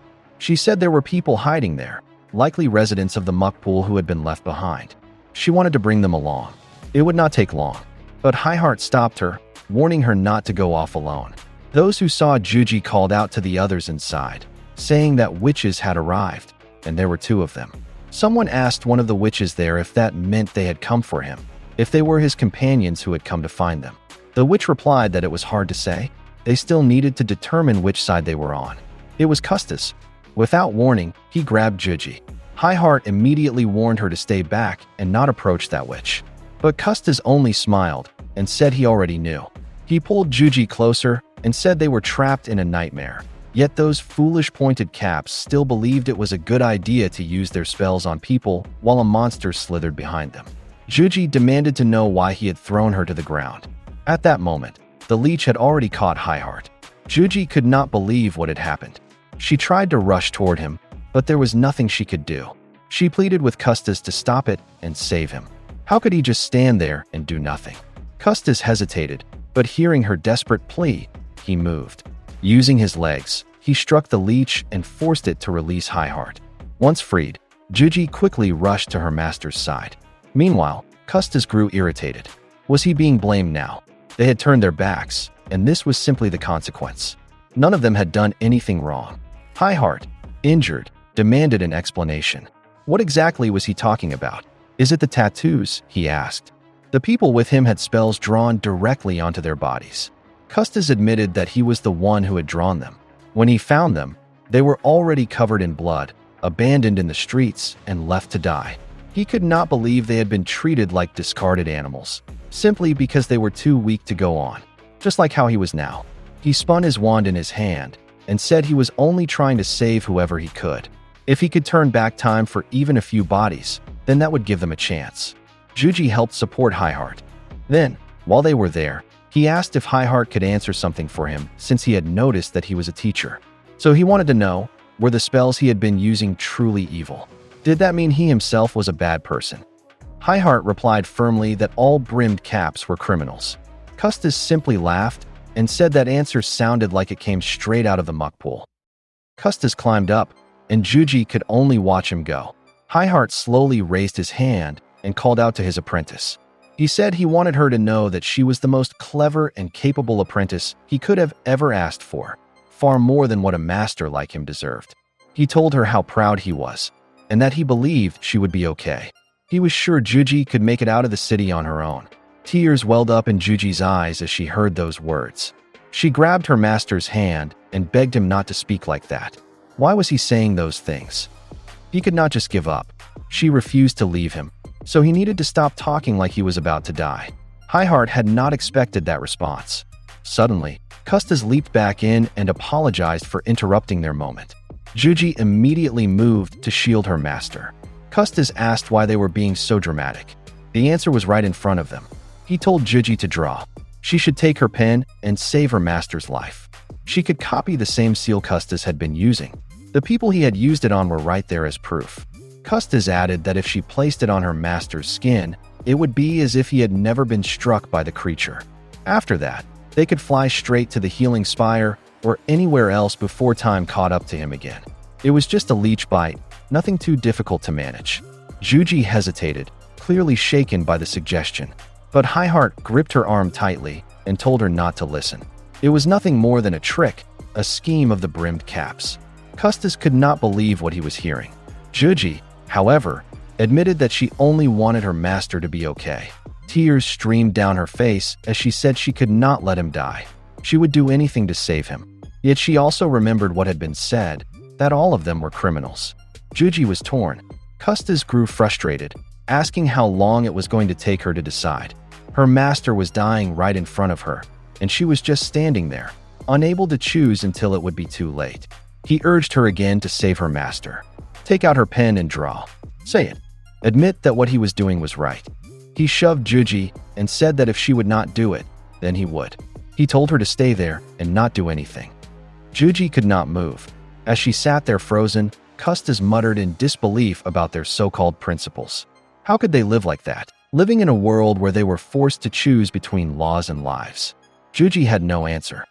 Moments later, the pennant of a Knight Moralis came into view. That came from Lelucy, who told him that he was the one who shouldn't be doing anything strange. He ordered him to drop his wand and step away from the witch, calling him a brimmed cap fiend. Juji immediately recognized that she was from the Knights Moralis.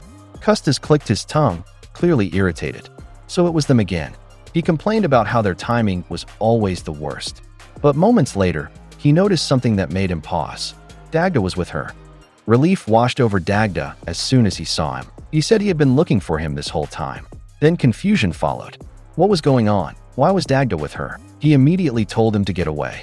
Without hesitation, Custis lunged at Lelucy, but she blocked the attack with ease. Dagda, meanwhile, could not understand why Custis reacted that way. Lelucy once again ordered him to stay back. At the same time, Custis shouted for Dagda to run.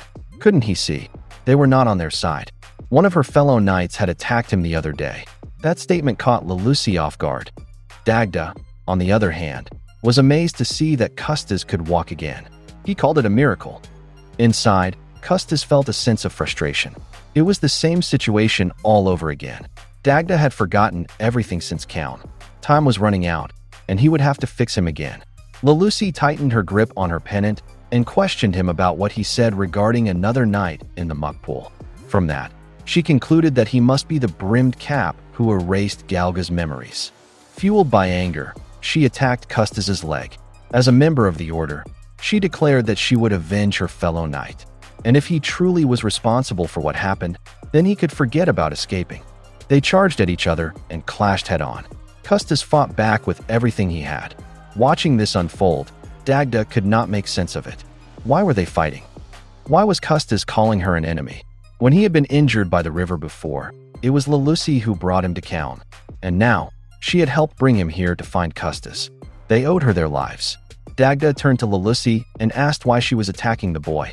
Custis was one of his companions. There had to be some kind of mistake. But Lelucy responded that his guilt was obvious. The proof was the proud brim he wore on his hat. Dagda looked confused, wondering if she meant the brim of his hat. What was wrong with it? He stepped forward, trying to stop them, pleading for them to talk it out. But Lelucy sharply told him to stay back and shoved him with force. Dagda was sent flying and slammed hard against the wall. Furious at what had just happened, Custis snapped and warned her not to lay a hand on Dagda again. He lunged forward to attack, saying he was already sick and tired of all their nonsense. He demanded to know where they even got the nerve to do something like that. They had finally found a way to fight back against their miserable fate, yet people like them kept crushing it until not even the smallest trace of hope was left. Meanwhile, Juji rushed to her master's side, her voice trembling as she asked what she was supposed to do. She said she could not go on alone, that she did not know how, and that she needed him. The people nearby began to gather around them, worried. They asked if he would be all right and whether he was hurt.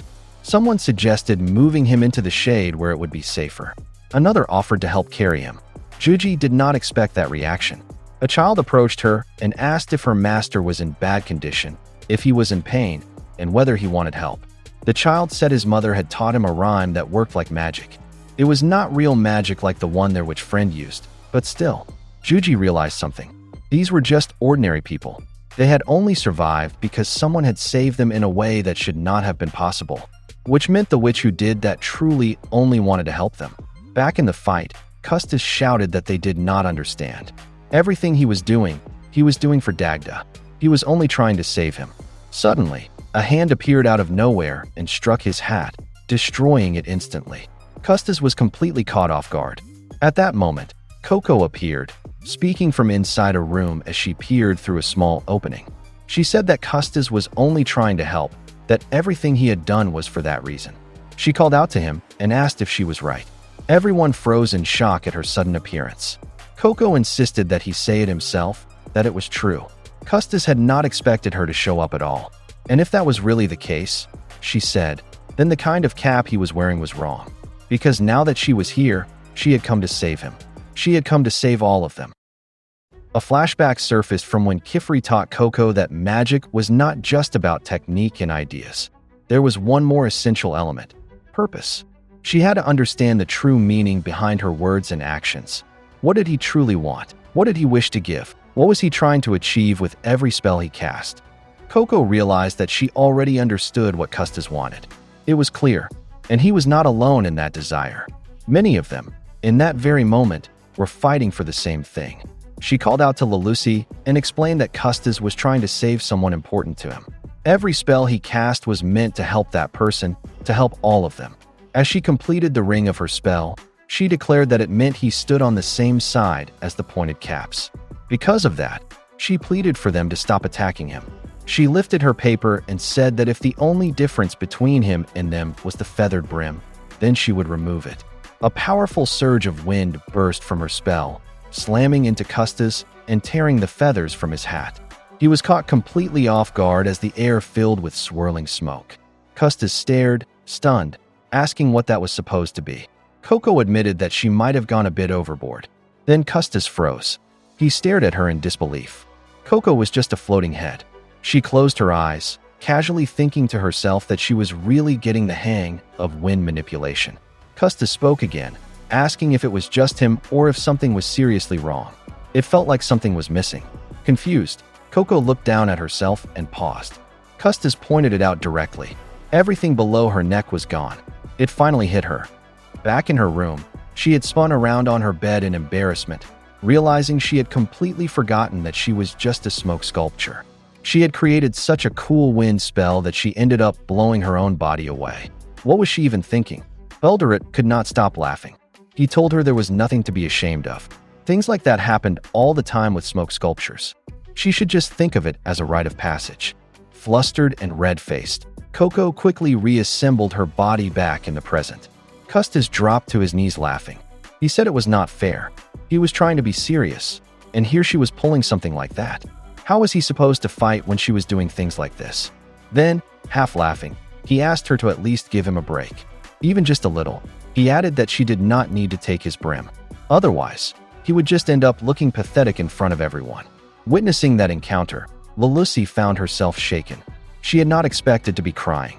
Truthfully, she could not even see Custis's face clearly because of the brim. She never imagined he was that young. In the end, he was just a small, terrified child. Dagda then called out to her, mentioning her weapon. He asked her to lower it, just as he had lowered his own. When he dropped his sword, Lelusi was visibly surprised. Dagda questioned what they could possibly achieve by holding steel in their hands if it only robbed them of the chance to speak. They should not rush to judge or dismiss one another's plea to be heard. How could they ever know the truth if they refuse to listen? Lelusi lowered her head, deep in thought. Dagda continued, saying he wanted to share their side and to hear hers as well. Slowly, Lelusi began lowering her pennant, considering his words. But suddenly, a voice cut through the moment. Belderut called out to her and ordered that all of them be captured. No one was to be allowed to escape. Coco froze in shock upon hearing that. Custis and Dagda were equally stunned. Even Lelusi was taken aback. Coco immediately questioned him. The wise in teachings replied that witches who expose their thoughts and actions openly to everyone went against their very nature. Their world had to remain hidden. He could not allow the opposite, not while they were still witches. At that moment, he manipulated the blanket on Coco's bed, catching her completely off guard. Coco had believed in him. She truly thought he would forgive and protect Custis, just as he once did for her. But Belderut responded that despite her trust, he had already prepared spells for a moment like this. She had already prepared spells for a moment like this, all while maintaining the appearance that she was simply perfecting her new smoke sculpture. He admitted that she was truly resourceful, calling her the apprentice of his apprentice, and said he expected nothing less from a witch under Kifri's care. Suddenly, the bed beneath Coco vanished, causing her to fall hard to the ground. Belderut continued, saying that Coco and the boy Custis were complete opposites, like night and day. Coco's painful introduction to magic had given her a natural aversion to the forbidden, while Custis had tasted its fruits from the very beginning when he succeeded in preserving life. There were exceptions that could be allowed, and others that could not.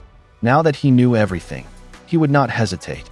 If word of Custis's actions spread, others would try to follow, and that was the same path their kind had walked before. The last time they did, magic itself nearly vanished. He said he was doing this so they would never have to face another day like the Pact again. And if a few small sacrifices were necessary for that, then so be it. Coco could not believe his reasoning. She said that the only thing stopping him from saving a life was his fear of using a spell that would violate their principles. Belderut was taken aback. Coco pressed further, asking what if it could be done without breaking the rules. The wise in teachings questioned how that would even be possible. Coco then suggested that what Custis was doing might not be so different from what law-abiding witches already did every day. Lelusi paused at that idea, considering the possibility of a forbidden magic that did not actually violate the rules. She initially stated that no such seal existed. Any spell used directly on a person was, by definition, forbidden. But then she stopped. She realized something. There was one exception. A forbidden spell that did not break the pact, but actually helped preserve it. She was referring to the very seal they used. Coco stood up and confirmed that she was right.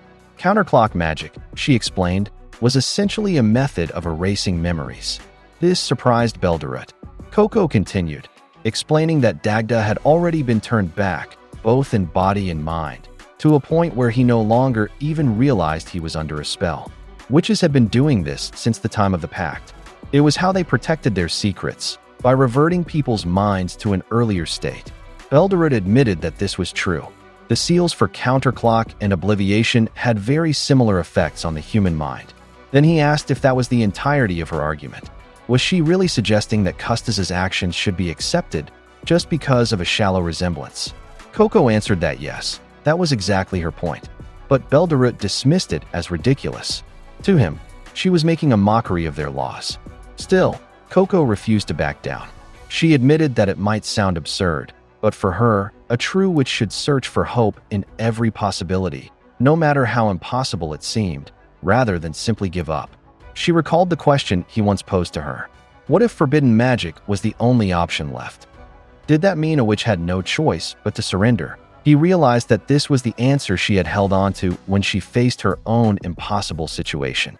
Nearby, Custis remained on his knees, still unable to believe what Coco was doing for him.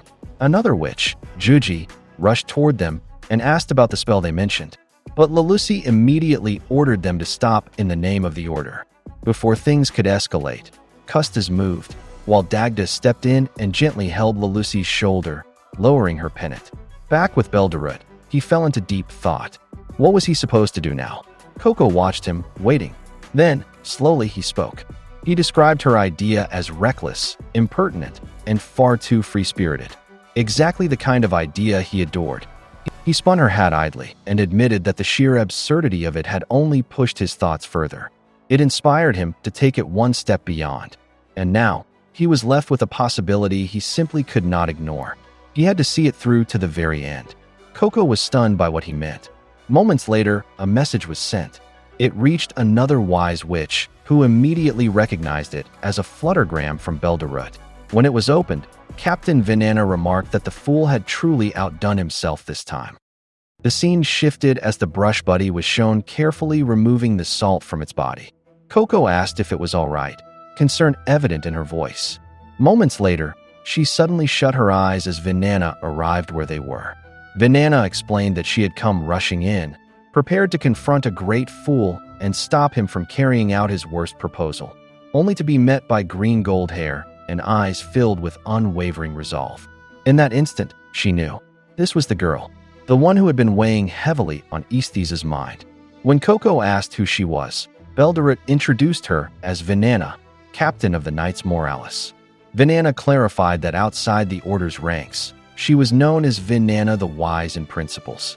She added that it was a pleasure to meet Coco. Coco froze. Another wise.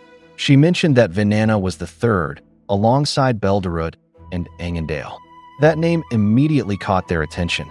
Vanana stated that Engendale had recently been replaced and asked how Coco even knew him. Coco struggled to answer. As the conversation continued, Belderut noticed something on the ground. Without hesitation, he crushed and destroyed it while Coco continued explaining everything that had happened. Both Vanana and Belderut found it hard to believe. Vanana admitted that she had long suspected something about the night's events. The leech was clearly not a natural occurrence. It was easy to imagine a spell spiraling out of control, but even so, she never believed Engendale would go that far. When Belderut asked if Engendale was responsible for Coco's injury, she held her head and confirmed it. She explained that her master, Kifri, had protected her.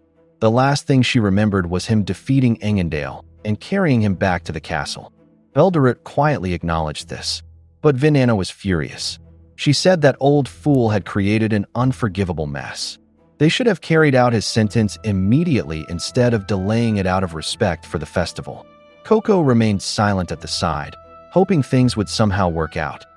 Belderut then stated that what had been done could no longer be undone. There was nothing they could do to stop it now. However, it raised a more important question. If Engendale truly was responsible, they could not simply remain silent. Vanana disagreed. That alone was not enough reason.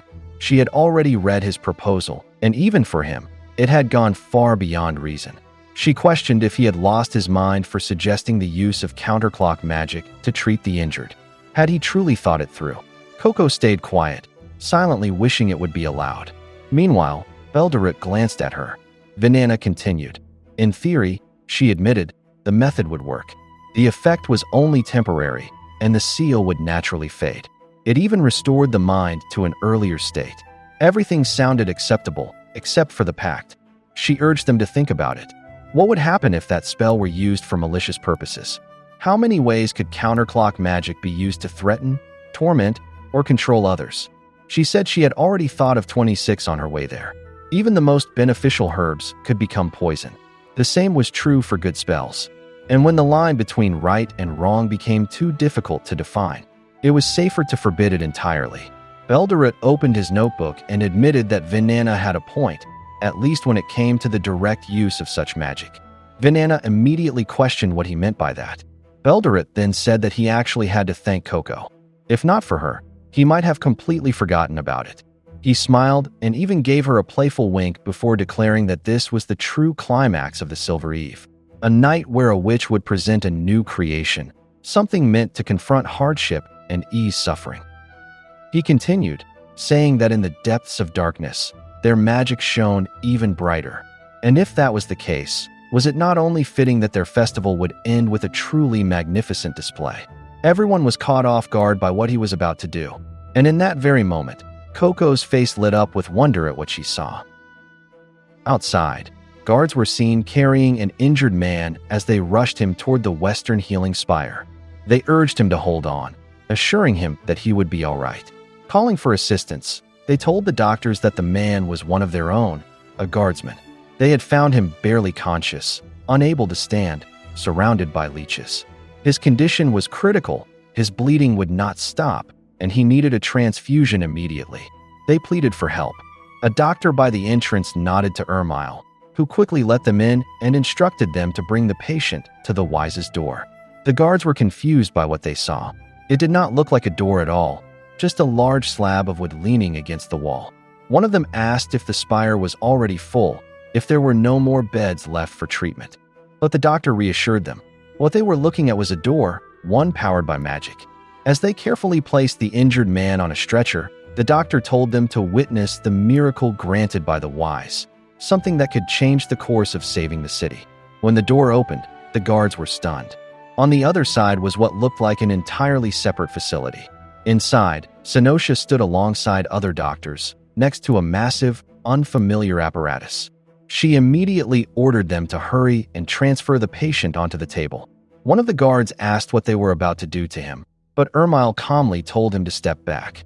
The medical staff adjusted the machine to a reverse clock mark. The moment they activated it, something incredible happened. It was as if the poison was being pulled out of the man's body.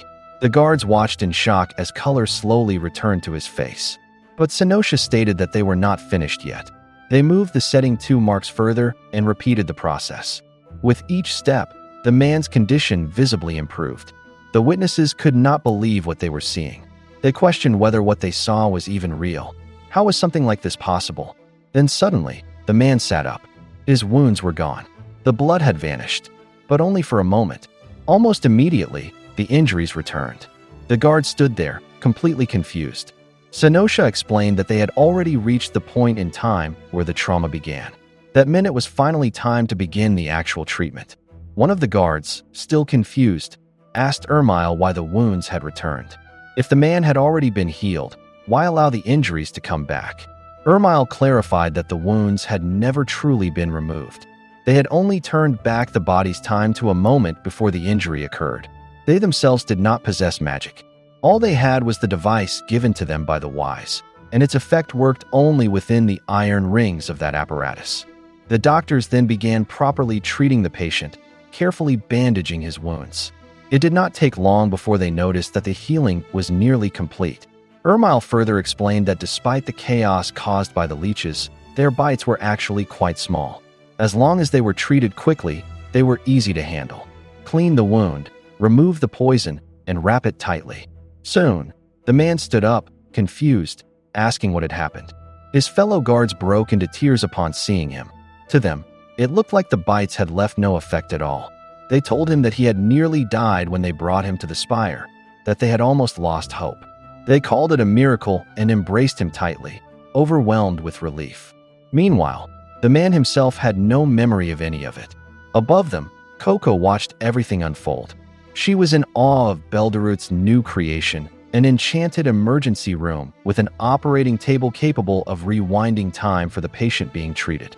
At her side, Belderut asked Vinana if her concerns had been eased. If there was a possibility that a method of healing could be abused, then the risk should simply be reduced. In this form, it would be extremely difficult to misuse. The effect was bound to the table, and the table itself would never leave the room. It would remain there, connected to the healing spire, dedicated to its highest purpose, a place where compassion, determination, and resolve all met. Vinana fell into thought. Instead of defending the use of forbidden magic for healing, they would defend a device that aided doctors in their work. She admitted that it was a clever solution. After all, no principle forbade the creation of tools meant to help others. Belderut acknowledged that just because something was difficult to abuse did not mean it was impossible. But if that ever happened, he said, they could simply shut the room down. He would leave it to the order to decide when its use had crossed the line. Vinana could hardly believe that was his final answer. She remarked that it really was clever. At that moment, Lagra arrived, completely out of breath. He immediately asked if they were truly serious about going through with it. Both Belderut and Vinana were surprised to see the Wise and Friendships joining them and questioned why it had taken him so long. Lagra, however, was too focused. He asked them to explain how it was done. To him, This might have been the most astonishing invention he had ever seen. He was nearly in tears as he said it. At the evacuation site, they had been forced to sit in relative safety, feeling as though they should be doing something, yet not knowing what. They wanted to help with their spells. They wanted to be useful, not just because they were witches and that was what witches did, but because they were people who cared. Coco quietly listened to his words. Belderut told Lagra to calm down. The battle was not over yet. His creation was still far from perfect, just rough sketches brought together. If they were to handle the number of patients coming in, they would need to refine the design immediately. Lagra agreed without hesitation. They needed to begin at once. He said he would bring some of their best casters from the evacuation site to assist. He rushed off, saying that was exactly what they needed, even thanking the stars. He admitted that he did not know how much longer they could endure simply waiting on the hill, thinking about all the lives they might fail to save. Because of that, Venana added that Lagra was not alone in that feeling. Others would also welcome this new direction, just like Belderut. Belderut, despite his apparent devotion to principles, seemed to be chasing far too many exceptions. He responded that he upheld the pact, as he always had, now and forever. And before he was questioned, he suggested that perhaps the other party should reflect on her own involvement first, pointing out that she had shown very little resistance since everything began. Venana paused, then answered that a wind was blowing, a sudden and bitter cold current swirling high above the city. She assumed he was wise enough to understand what that meant. That caught Belderut off guard. Venana added that something had to be done. They had run out of time to worry about what they might witness or how they would respond. Whether things would turn in their favor or not, they would simply have to wait and see. Below, Coco was startled when someone called to bring in the next patient. They needed to keep them coming without delay. Each one would be treated and fully recovered.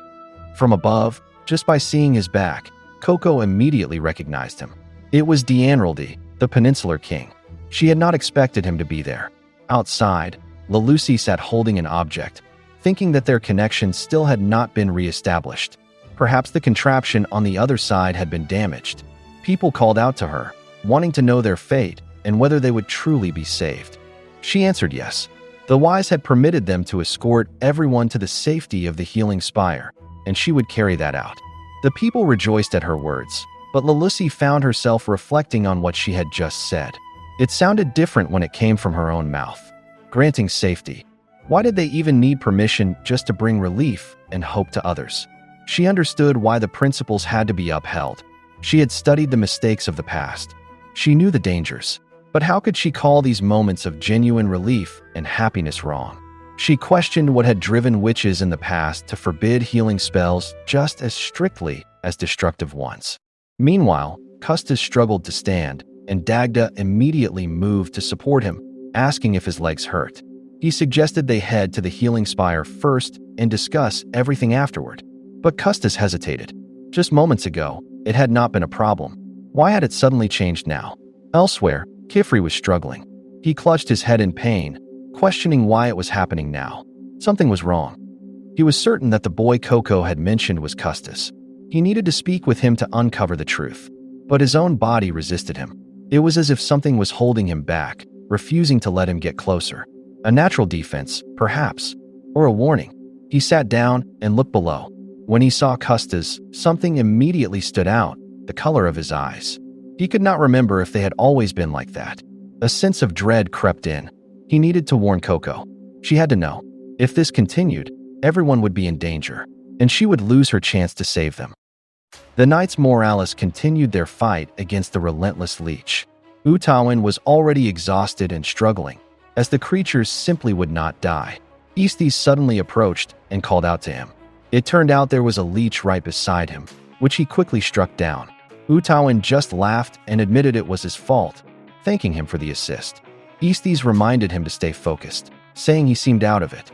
Utawin replied that the same could be said about him, but admitted he was right. He could not keep this up much longer. Estes then shared that Venana had just issued an order to evacuate and find a safe place indoors. Utawin could not believe it. As he continued cutting down leeches, he questioned why they would retreat while the creature was still on the loose. Estes answered that he did not know either, but he knew they had already reached their limit. After relaying the order to the others, He said he would go meet the captain. He suggested that Utawan gather any remaining witches they could still find. Utawan asked if he was being told to leave while he still could, but he replied that whether he liked it or not, he would stay. So he might as well make himself useful. After all, that was all he could really do, swing his spear. He refused to just sit around while there was still work to be done. A memory from his childhood surfaced. Back when he was still a student, they spent their days drawing and failing, drawing and learning. The cycle repeated endlessly. But he grew bored. As he spun his wand around, the young Utawan became irritated and restless. He stood up and climbed out the window. A classmate asked what he was doing, warning that their teacher would definitely scold him again. Hanging from a tree branch, he ignored them. As he remembered, he was never the type of child who could simply sit still. During lessons, he was always being reprimanded for playing with his pen, for not sitting properly, and for not paying attention. And he was not the only one. There were many like him. Children who simply could not follow everything adults told them to do. During winter, some children talked about him behind his back because he could not even manage to walk properly in the snow. In the northern, snow-covered town of Godly, magic was a necessity, and those who were weak in that art were treated the same way he was. He called out to his father, but was simply told to observe what was in front of them. In the middle of winter, a child used magic to create fire. That boy was known as the Star of Godly, a winner of the youth category in a magic exhibition. Though not yet a master, he was already joining fieldwork tasks. From what he had heard, witches from the Great Hall would even travel there just to see him. His father said that the boy was special and important, nothing like him, who could not even draw a useful spell. Utawan had no reply to that. Later, while with his friends, he wondered what it must feel like to be good at something useful to everyone. It must feel nice, he thought. He wanted people to admire him for doing something he truly enjoyed. One of his friends laughed and said that if he were not a witch, he would probably receive praise for being good at sports. Another added that if only he had been born in a normal village. Utawan agreed with them, saying that maybe he would have been a star among hunters instead. Their conversation then shifted to that famous boy, Arujo. They had heard he would be joining a fieldwork trip to Nas. They felt it was unfair. He had not even taken the tests yet, and he did not even have a master. One of them commented that he was getting too big for his boots and would surely make a mistake and fall one day.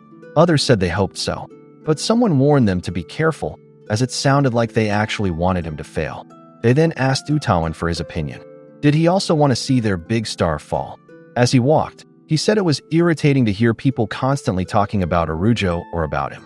To him, it was just as annoying that someone else's hopelessness became something others placed their hopes on. Then he added that if he ever did see him fall after a failure, maybe he would be the one to offer him comfort. A few days later, chaos broke out in their town. Surviving witches had just returned from Nas. They had been isolated by a blizzard, and some said there were beasts out there. Some of their villagers had not been so lucky, and now their bodies were being searched for. They could not continue while the blizzard raged, and it seemed the Great Hall would be sending more witches to help. The young Utawan grew curious and looked around, only to see Arujo crying. He had not been able to save everyone. He had only managed to rescue 2 people, and wished he could have saved more. Someone tried to comfort him, saying he should be proud for saving 2 lives. Another agreed, adding that he had made it back alive, which was already more than anyone could ask of him. Utawan saw his suffering and felt like an idiot. What was he even thinking? He turned and ran away. Why had he ever thought he could comfort him? The failure of a witch was permanent. They trained and trained because a single mistake could cost one life, or many. Tears fell as he called himself a jerk, garbage. He had been thinking about others failing, but for what? Just to make himself feel better about being inferior. He did not deserve to be a witch. Where could someone like him ever make a difference? Was there even anyone who would need someone like him? At that moment, he noticed a witch floating nearby. He looked up at him and wondered if anyone would ever take a chance on him, place their trust in him. That witch was Aesthis. Back in the present, Aesthis agreed to his suggestion and said they would leave together. Utawan was caught off guard by that. Aesthis asked what was wrong, and he replied that it was nothing. He had just remembered something. Aesthis then called out to him and said that despite his habit of belittling himself, he was not as worthless as he thought. He would not entrust his life to him if he believed he was useless. Utawan did not expect to hear that. He asked if it was really true. He felt restless after being praised like that. Deep inside, he did not understand the feeling. It was strange, like an itch he could not reach. He imagined his younger self and tapped him on the head, causing snow to fall over him. The cold startled him, and he wondered what had just happened. But it was only his imagination. He looked at his hand and steadied himself. Aestes had already moved ahead and called out, asking what he was still doing. They needed to get moving. Oniii-Chan put on his witch hat and said he would go with him. Wherever he went, he would follow right behind. In another part of the city, Orujo was seen in the sky, being chased by the Leech. He carefully observed it and realized that the curtain Leech attacked anything alive and breathing. Because of that, he attempted to deceive it by concealing his body heat. He pulled out his palm choir and began drawing a spell to execute his plan. After successfully masking his heat, he struck back and managed to drive the creature away. Seeing the result, he remarked that it was far more effective than blindly throwing fireballs without direction. As he did this, people below began cheering. He looked down and asked what they were doing, telling them to go back inside. But they shouted back, urging him not to let the monster win. They told him to burn it, to destroy it, to kill it. Those words made him tremble. Distracted, he was suddenly attacked from behind. The Leech caught him off guard, and he lost his grip on his pen. It wrapped around his body, nearly choking him as he struggled to move. He wondered what else he could do.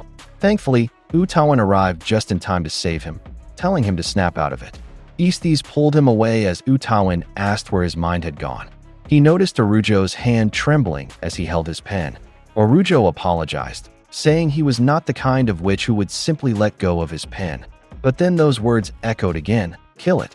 He admitted that his hand had suddenly stopped. He could not draw that. He expected to be scolded. What use was a witch who could not even draw? Oniii-Chan was surprised by that, but simply replied that he understood. That response shocked Orujo even more. Oniii-Chan said that if that was what he wanted, then it was fine. Sometimes, civilian witches could be kind of dopey. If he was not going to draw, then he should not force himself into it. He carried him to safety and told him he had one favor to ask: go somewhere safe immediately. Orujo could not believe it. But then Oniii-Chan handed him his palm choir and said that drawing to kill had never been his style, so why start now? The knights fought in their own way, and so did they. He told him that instead, he should think about how he could use his magic to save everyone. Orujo fell into thought. How could he help without fighting? Meanwhile, the Leech had already spread throughout the entire city. The scene then shifted to Coco, who saw Custas and Dagda arriving near the spire. Dagda was carrying Custas on his back, hoping that this really was the true Coco. She approached them and said that the king was already helping. He was inside the spire. King D'Emeraldi was the greatest doctor in the kingdom, and as long as he was there at the moment someone was injured, there was a strong chance he could help. He could help Dagda too. She was about to mention Belderud, but stopped herself. Instead, she said that the three wise had granted permission for witches to use certain spells. Custas responded that witches were the ones who made all the rules. They alone decided which spells could be used and which could not, and he could not understand it. To him, they were lying right to everyone's faces, keeping the secrets of magic for themselves. If they were truly evil, it would have been easier for him to hate their arrogance. Coco did not reply. She simply tightened her grip on his hand. As Dagda carefully lowered him down, Custas asked if she had been hurt too, calling her a dummy. If she had just hidden, she would have been fine. Coco lowered her head and admitted he was right. That was not what she had done. They were the same. Custas replied that maybe everyone was like that. Suddenly, he collapsed. Coco panicked, and Dagda was alarmed as well, but it turned out he had simply fallen asleep. Dagda carried him again and said he was completely exhausted. It had probably been a long time since he last had proper rest. He had gone through so much because of him, and all this time, he thought he had been protecting him. He then told Coco that if it was all right, they would rest there for a while. But Coco suggested they rest somewhere closer to the doctors. Just beyond that door was the king. She asked Dagda to promise that he would ask for help. Dagda looked at her and said he promised, for her and for Custas. At that moment, light streamed through the window. Dagda noticed the surroundings beginning to glow and wondered if morning was already approaching. While everyone was busy dealing with their own situations, Dagda suddenly wondered if something felt strange. After the darkest night, The sun always rises to bring light and hope. Coco replied that morning was still far off. Dagda acknowledged his mistake. He might just be seeing something unusual. Realizing something, Coco suddenly ran off. Lalusi was confused by her sudden movement and called out to her, telling her that if she knew what was going on, she should explain before leaving. But Dagda stopped her and told her to let it be. Could she not see that young witch was on a mission? Coco kept running, peeking through windows as she went. She was right. A doctor asked if she was all right after nearly tripping, but Coco muttered something about a bottle.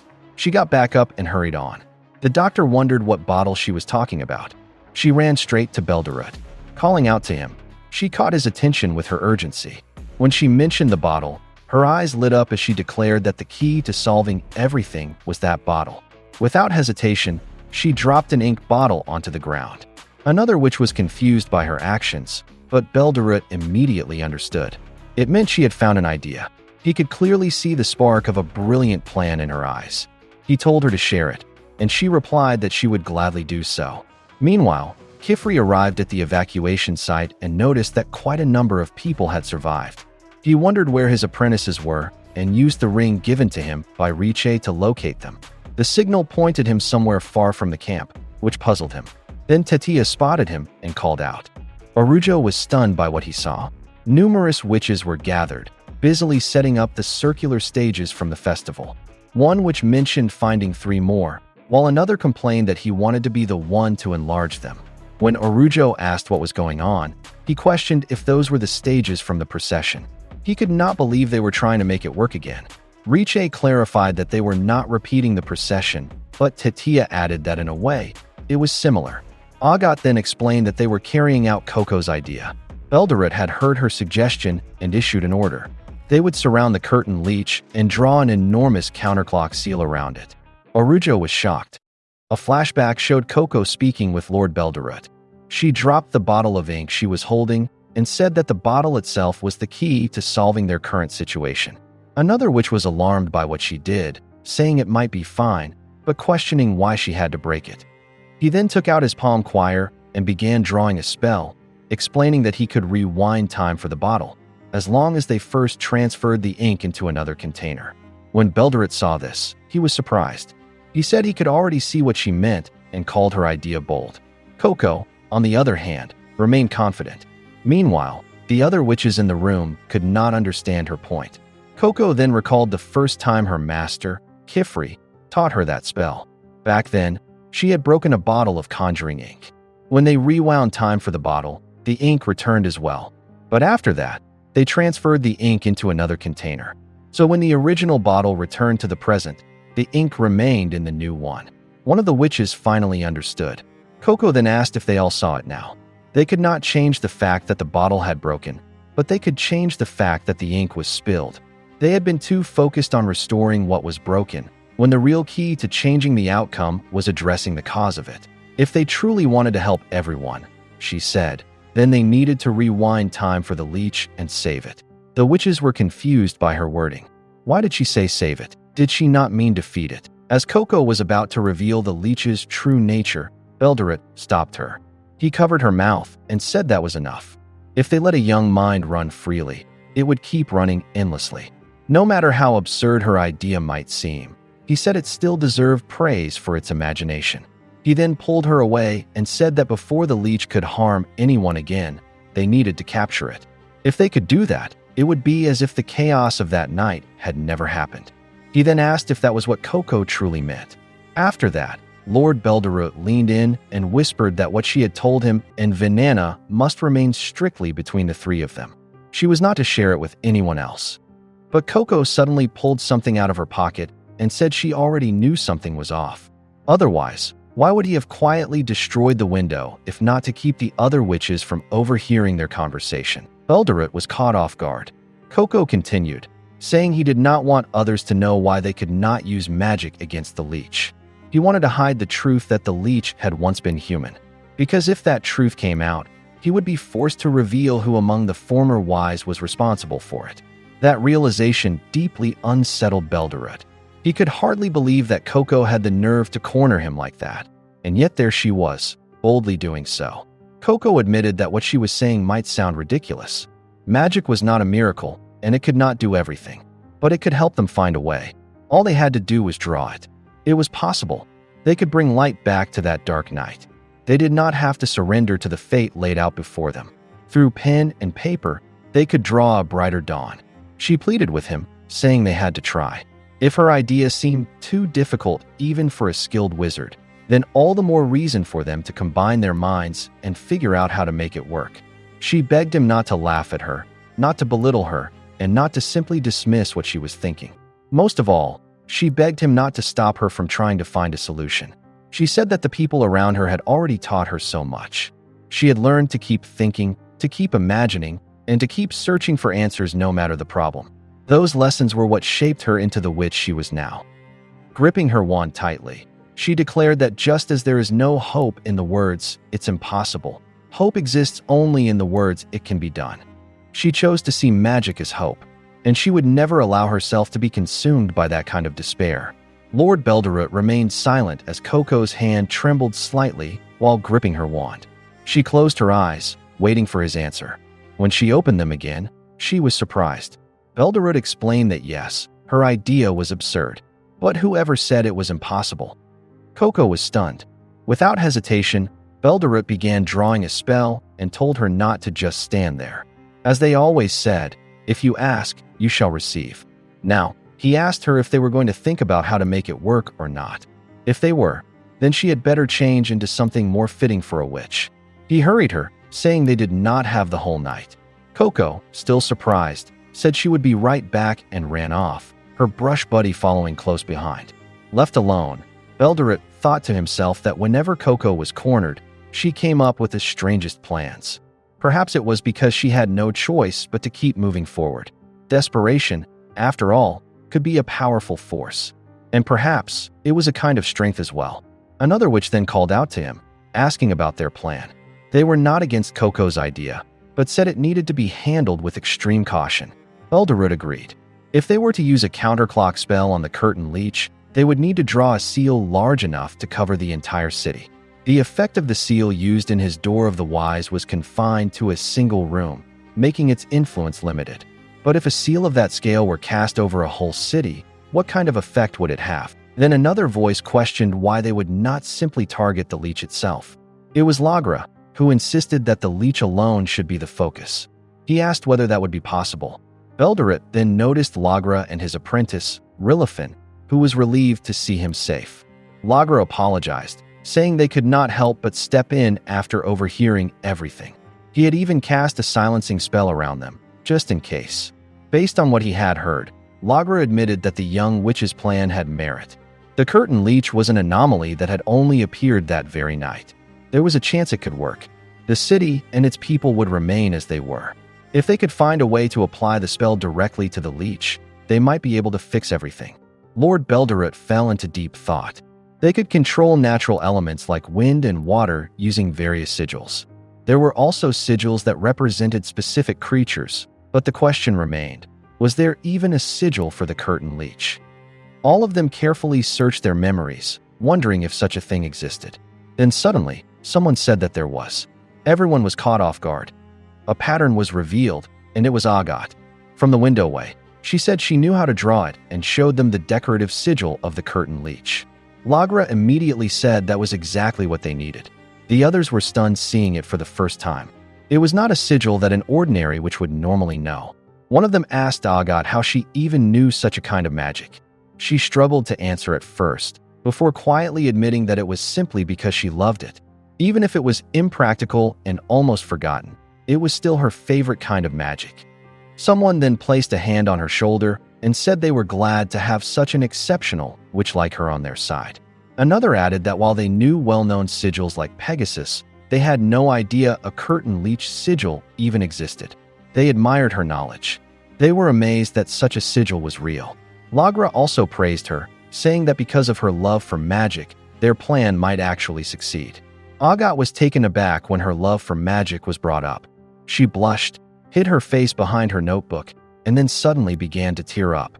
She said she was glad she had followed her heart and remained true to the magic she loved. Suddenly, Tatia and Riche appeared from the windowway and stepped out. Without hesitation, they rushed forward and embraced their friend, Agat. They said that at last, she finally understood.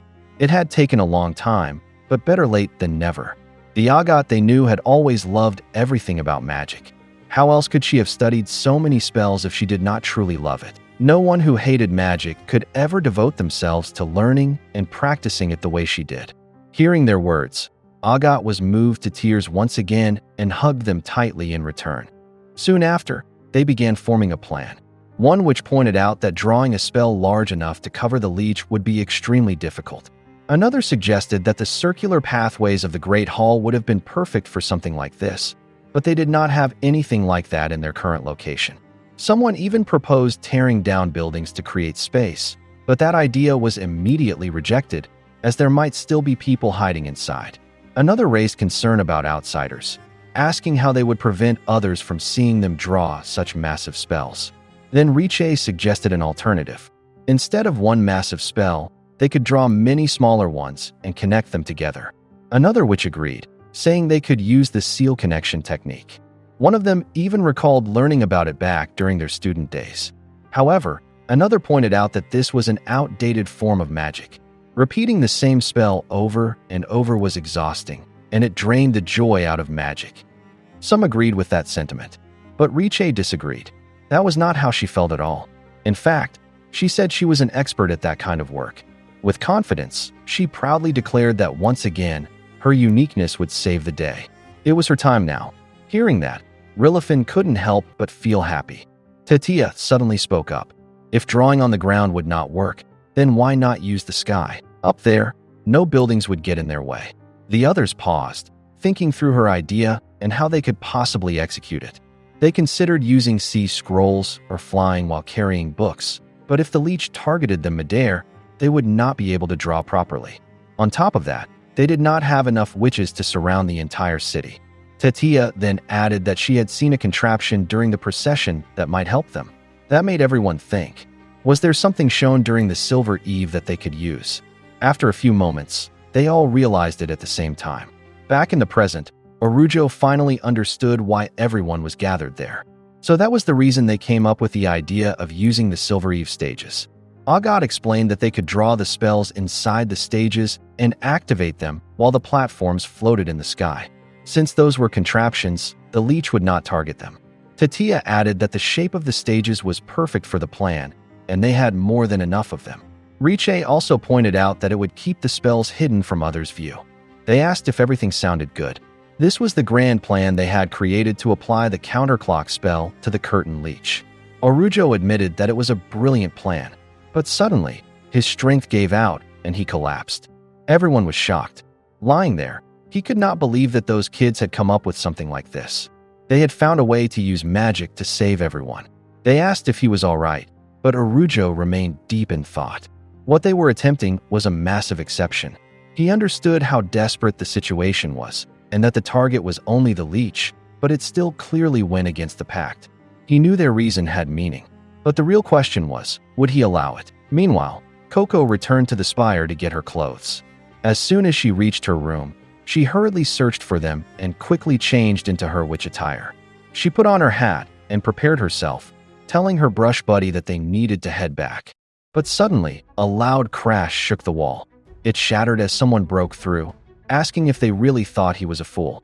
It was Aesthis. With a firm and furious tone, he declared that such magic would never be permitted under any circumstances.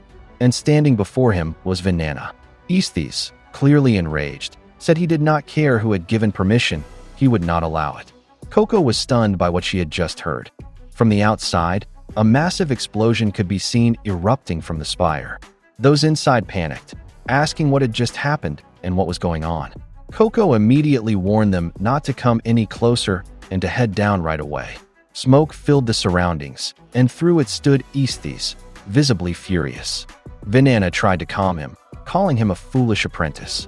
She asked if he would not at least listen to how that decision had been made, but Aesthis refused, saying he had no time to hear any of it. He charged forward and demanded to know who the real fool was, the knight striving to uphold the pact, or the so-called wise in principles who seemed intent on breaking it. He insisted that under those penance, they had sworn an oath. Driven by anger and frustration, he attacked Venana repeatedly, unable to believe she could forget something so important. Venana responded that after a night of constant battle, she was surprised he could still move so quickly, adding that she almost wished she could have her youth back. Aesthees said that she is well into her years, and that it was from her that he learned discipline.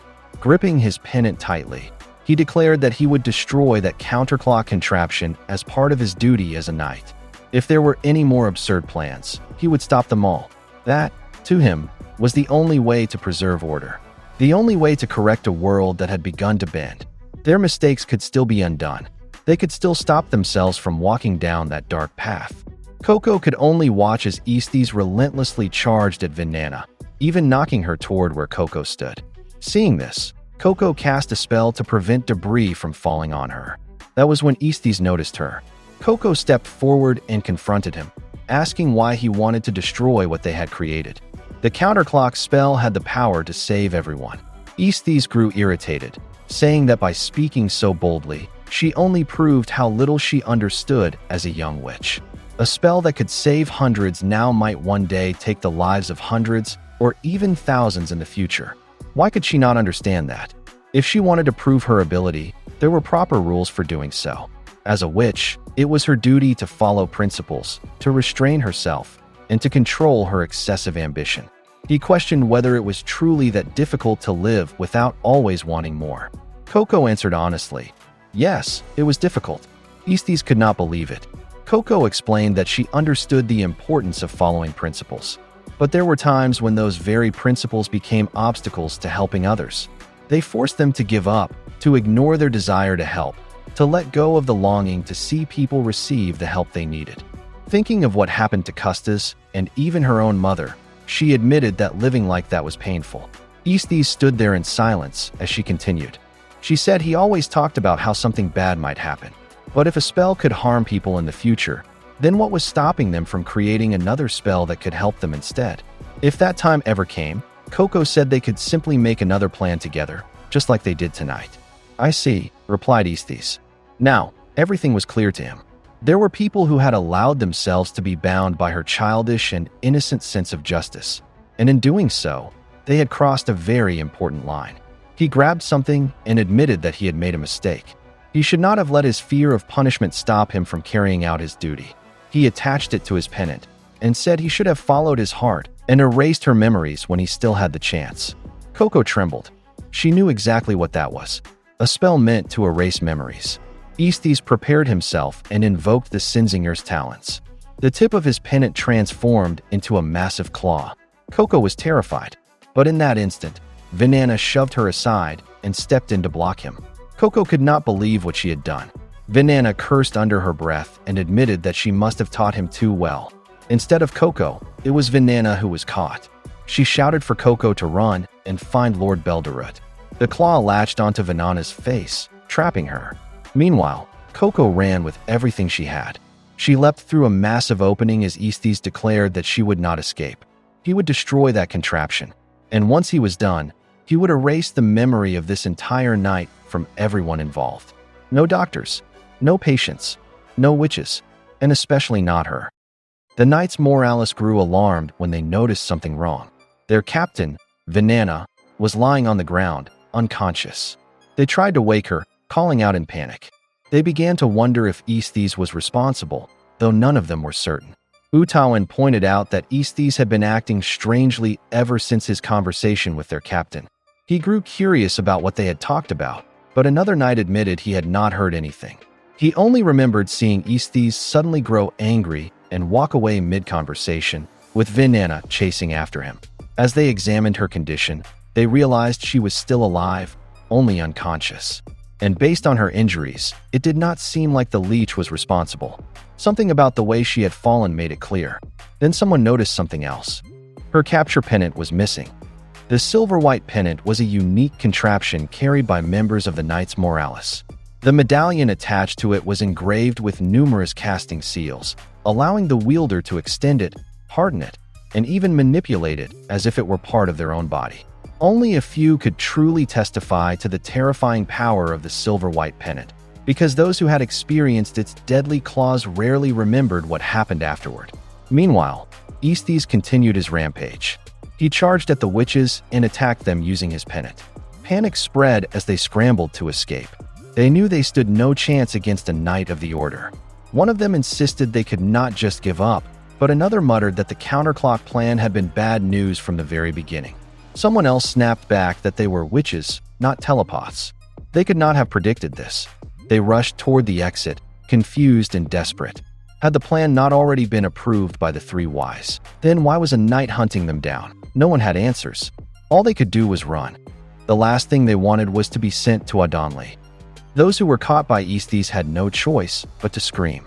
But he calmly told them that he had no intention to send them to Onii. There were many ways to erase a person's memories.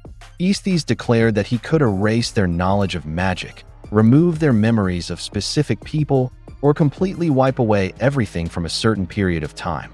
And the spell he had prepared was the third kind. Their memories would remain intact, but they would forget everything that happened that night. One by one, the witches he captured began to fall asleep. He added that this would only happen if they cooperated.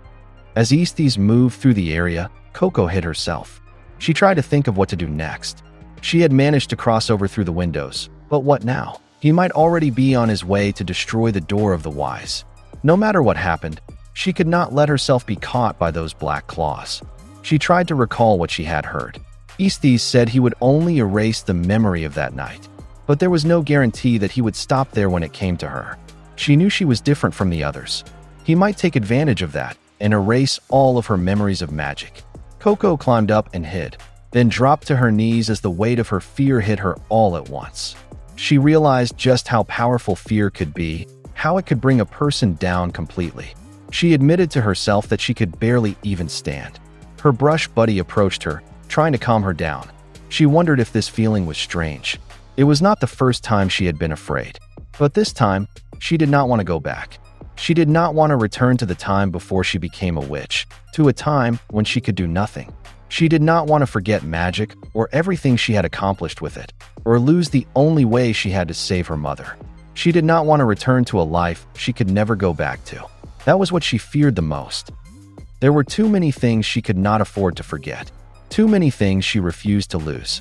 Coco remembered how Agat once told her to stay strong, how she reached out and helped her stand back up.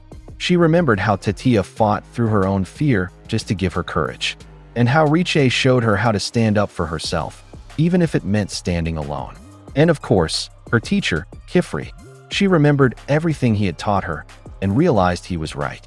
All she needed to overcome any trial was paper, ink, and pen. Magic could change the world. She had to engrave in her heart the people who mattered to her, hold them in her imagination and in her mind. They did not need to be beside her. As long as she believed she was not alone, she could find the strength to stand on her own. Clinging to those memories, she gathered her strength and rose again. She held back her tears and pushed forward. She forced her mind to work. She had to think. The greatest weapon of a witch was not brute force, but thought itself. What could she do to stop Aestes? At that moment, her brush buddy called out to her. It moved as if trying to show her something. Coco realized it had found something. She followed it and asked if it was inside that room. Then, someone inside seemed to recognize her voice. Coco froze in shock as she realized who it was. The scene shifted to Highheart, who was with the other injured. He noticed the commotion above and wondered if the leech had already made its way inside. He tried to stand and check, but Juji stopped him, pleading that he stay put since his wounds had not yet been treated. Lelusi stepped in and told him to listen. She understood his concern, but other witches could handle the situation. It was safer for all of them to remain where they were. Until that thing is gone, Highheart questioned. Juji grew uneasy, while Dagda remained silent, still carrying Custis. Frustration built up in Highheart as he admitted that he felt like he was going insane. He never thought the day would come when knights would look at him with suspicion. He questioned whether they were there to protect them or to restrain them. He said he was more than willing to face whatever punishment awaited him. But Juji stopped him again. At that moment, Aestes arrived, commenting on his claim about being ready. Juji and Lelusi were both shocked by his sudden appearance. Using his pennant, Aestes captured everyone present. Lelusi demanded to know what he was doing. They needed help, and those people were not their enemies. Panic spread among the civilians as they tried to run, but Aesthees simply turned the question back on her while preparing his weapon. He pointed out that the door was a contraption that directly defied the pact, and that they had used forbidden magic. Then he asked her again, what exactly was she doing? She was a member of the Knights Moralis. She was supposed to stand on their side. Lelucy paused and thought about it, realizing that he was right. Just moments ago, she herself had pointed her pennant at them. And yet, despite that, she still chose to protect the people from him. She glanced to the side and noticed her pennant. Calling out to Aesthees, she told him he was losing himself. In her view, he just needed to calm down for a moment. She pleaded with him to lower his talons. But instead, Aesthees wielded 2 pennants at once and prepared to charge. Lelucy immediately leapt forward to retrieve her own pennant. Aesthees could not believe that she had just told him he was the one losing himself. If that were the case, then he was not the only one. It seemed that no one present that night was thinking clearly anymore, not even the 3 wise. He continued, saying that when people made mistakes, they were called upon to fulfill their duty and uphold the principles. As Lelucy listened, she noticed something strange. Though his words were full of reverence for the pact, the expression on his face suggested the opposite. Then suddenly, from above, something like powder was scattered directly onto where Aesthees stood. He did not expect it. A gust of wind swirled around him like a vortex, trapping him in place. Dagda quickly covered his nose and identified the sweet scent. He warned Lelucy to hold her breath. Looking up, Lelucy heard someone say it was pollen from a phantom fume tree. The ones behind it were Coco and Tarta. Tarta explained that it was one of the key ingredients used in sleeping agents. They were surprised to see them there, but just as expected, Aesthees suddenly collapsed to the ground, fast asleep. Lelucy asked if it was lethal, but Tarta reassured her that it was not, though he added that Aesthees might not wake up for several days. Dagda praised Tarta, calling his quick thinking incredibly clever. He said they were saved because of it. Tarta grew embarrassed and explained that he just had experience exploring herbariums. He added that he was glad to see Custas again. Dagda confirmed it, saying he was relieved they were able to treat him in time. But as he looked around, something felt off. Juji then noticed it. Her master's wounds had returned once again. Lelucy grew alarmed, knowing that a hastily drawn spell was never meant to last long. She immediately said she would fetch a doctor for him. In the middle of the chaos, they quickly attended to the injured, and she quietly wished that everything would finally settle down now. But Dagda noticed something. It did not seem like she was happy about it at all. He pointed out that she had saved many lives that day, lives that would have been lost to the Leech. She should have been proud of what she had done. However, Lelucy shook her head and said she had not saved anyone. It was the children who did that. Meanwhile, they had even tried to silence them. She recalled the look on Aesthees' face. That was not the expression of someone who believed he was doing the right thing. If anything, it was the face of someone who was afraid. She began to wonder what had happened to him, what had caused that fear, and what kind of burden he had been carrying all this time. The scene then shifted to Lord Belderut, who remarked that because of the remarkable chaos caused by their honorable knights, they were now short on witches. He looked for Kifri and asked if he had not yet returned, wondering if he had gotten lost. Lagra suggested sending someone to find him, but Belderut refused. They could not afford to lose any more witches. Even now, the Leech continued to grow, its tendrils spreading endlessly as it drained blood from anything it could grasp. But with the blood of the people now, for lack of a better term, restored, it seemed to be slowly shrinking. Coco overheard this and was amazed. So they had noticed it too. She looked up and realized the sky was beginning to brighten. When Lagra asked what that had to do with anything, Coco explained that as the Leech shrank, the sky became more visible. The stars were once again shining over the streets of the town. Seeing that, she realized something. There might be a chance to capture the Leech. Belderut smiled and remarked that she truly had a natural gift. Even with just a small hint, she was able to come up with a solution. But they needed to act quickly because there was another urgent problem. The Leech still surrounded the entire city, and now its tendrils were beginning to stretch beyond the walls. It was rapidly losing blood, and with nothing left to feed on in his rest, it had started reaching outward, extending its tendrils toward other places, beyond the city walls and toward the hills. Coco wondered why it would go there. There were barely any people in that area. But Rilifin suddenly gasped. If it was heading toward the hills, then that meant it was heading straight for the evacuation site. Agat turned to Riche and asked if something was wrong. Riche replied that it was coming. When asked what was coming, she answered, the Leech. Tatia was shocked and asked why it would head there. Was it because all the evacuees were gathered in that place? But Agat told her not to worry. They were ready. Then suddenly, someone cut into their conversation, saying that was great and that Agat really was the best. That voice came from Coco. They were all surprised, but immediately noticed the scar on her face. They asked what had happened to her. Tatia insisted that whatever it was, it looked painful, and asked if she was hurt anywhere else. Coco reassured them that she was really fine. It just looked worse than it actually was. Agat quickly pulled her into a hug, saying she was relieved to see her safe. Coco hugged her back, saying she was also glad that they were safe. Riche then looked around for their master, Kifri. She had assumed he was with Coco, but Coco was not sure. They had gotten separated near the medical spire. Then they noticed the light from their ring moving. That meant he was already on his way to them. Agat pointed out that if the Leech was heading there, then the town might actually be the safer place now. They needed to work together and stop it before it reached the hills. Meanwhile, Lord Belderut was busy leading the witches as they prepared their plan. He looked up toward the stars and called out to them, telling them to witness it, to witness the magnificent magic they would create on that night of Silver Eve. Then, to suppress the Leech, he gave the order. The witches would move forward. They were about to carry out the plan that Coco had proposed. Fearlessly, Coco and Agat faced the Leech head-on, flying straight toward it.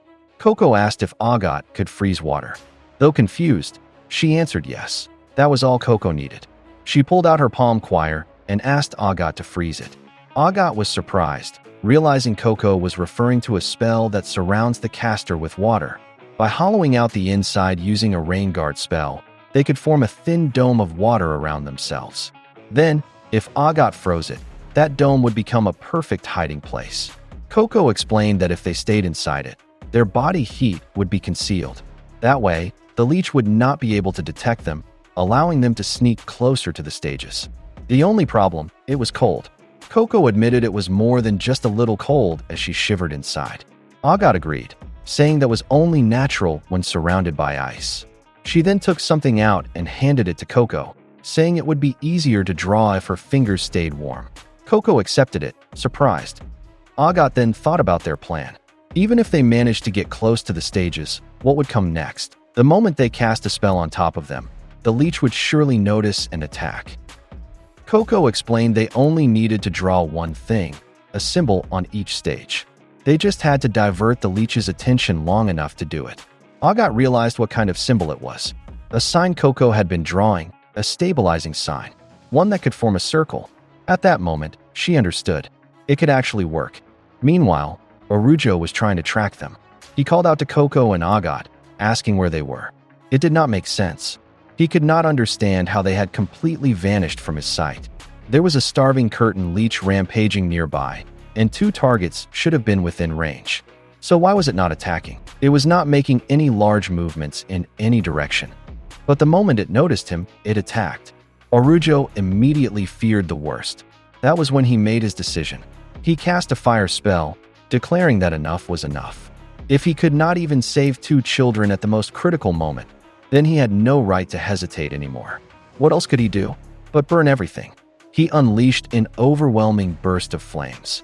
Then suddenly, someone called out to him, telling him to maintain the spell and that they would merge it with his dragon. Finally, he responded, and in that moment, they executed the plan. Using a boil fire dragon, they struck the Leech directly. It was Kifri, soaring through the air atop his massive notebook. Together, they successfully hit the Leech. Orujo called out to Kifri and apologized. He admitted that he had failed to stop Coco and Agat from rushing into danger, but he was certain they were still somewhere nearby. Kifri was surprised. He asked if Coco was with Agat and not with the boy, Custis. As Orujo climbed onto Kifri's notebook, he questioned what he meant. Kifri brushed it off, saying it was nothing to worry about. As long as she was with Agat, it would be fine. Orujo could not believe what he was hearing. What part of this situation looked fine? They were in danger. They needed to find the 2 of them and tell them to run immediately. As they moved closer to the leech, Kifri observed that it still had not noticed them. The children were doing an excellent job hiding, if that was indeed their plan. So he told Arujo to make noise. They needed to draw the leech's attention toward them. Arujo was stunned. He could not believe Kifri wanted to do that. Why? Kifri explained that he himself had once said, back at the Tower of Tomes, why would they group themselves together as a single target? Arujo remembered that and agreed, but pointed out that this situation was different. Kifri responded that the children were in extreme danger. If they wanted to help them, they needed to reduce the danger directed at them. And even if they found the two and told them to run, did he really think they would listen? Of course not. So Kifri asked him to trust him. Things would move faster if they themselves took on part of the danger. After hearing that, Arujo finally agreed. Those two children, he said, were just like him. He tightened his sleeves and declared that the students truly reflected their teacher. In the end, however, it was still the duty of watchful eyes to provide support. Kifri and Arujo combined their expertise to draw the leech's attention away. From afar, Coco and Agat noticed the dragon. Agat said that no matter where she saw that kind of water dragon magic, she would recognize it instantly. She knew it was Master Kifri. Coco, on the other hand, was certain that the boiling force behind it came from their master Ollie's magic. She quickly realized something. The leech's fluid was mixing with the heated water, causing it to perceive the dragon as a living being. Their masters were buying them time. This was their chance. They immediately rushed toward the circular stages and got to work. While they were busy, their teachers eventually found them. Agat noticed the ink-soaked ribbon connecting the stages. She wrapped it around her hand and pulled it tight. All she needed to do was coat her fist in ink and draw a symbol at the center of each stage.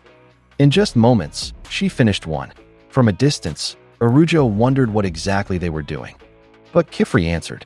They were drawing straight lines. There was no doubt about it. That was Coco's magic. Direct and honest. Coco did the same.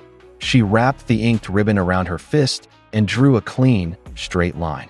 Together, they repeated the process across every stage. Arujo then noticed the result. As the stages floated in the air, their alignment began to correct itself, the magic pulling them into place. His eyes widened. The stages were moving. Agat and Coco started from opposite sides of the circle, each drawing a sign of power on every stage. Once the stages began rotating in the direction of those signs, centrifugal force would push them into alignment, forming a perfect circle, a complete casting seal. Coco remembered what she had learned while picking apples at the Atelier. Rotation was a powerful force, but it was also stabilizing. That was where she first realized it, when she created the ever-flowing ice pack. Learn, remember, and apply. If they used their knowledge, they could save lives. That was the true meaning of magic. A miracle, a source of hope. Even in the darkest night, there was light. And if there was none, then they would create it themselves. From the hill, Rilifin called out to his master, Lord Belderut. He told him to look. The circle was stabilizing. They still had a chance. The counterclock spell could still be activated. Meanwhile, Agat prepared herself once more to draw a few more symbols. It was clear that she was already exhausted. The sky was beginning to brighten. Dawn was approaching. But just as she sat atop one of the stages, the leech suddenly lunged toward her. Coco was alarmed the moment she saw it. And Agat froze, unable to move from shock. At the same time, their masters immediately rushed forward to save her, but the leech moved faster. In an instant, it latched onto her. Agat staggered back in fear as the leech lunged at her. From the other side, Coco shouted in alarm, terrified for her. But just as Agat shut her eyes, someone intervened. A witch pulled her away from danger. It was Rilifin. He immediately cast a spell to fend off the Valance leech, creating a barrier that kept it from reaching her, then quickly carried her to safety. He told her it was okay now. Agat hadn't expected that.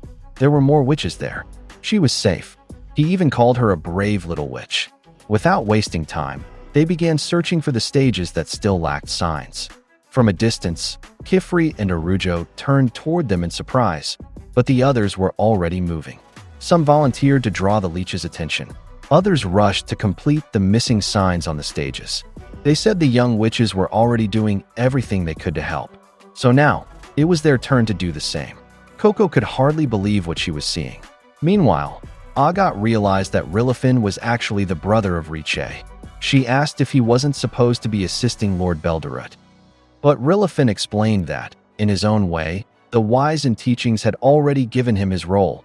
He was meant to help them. A brief flashback showed what happened earlier. Leech and Tetia had stepped in to assist.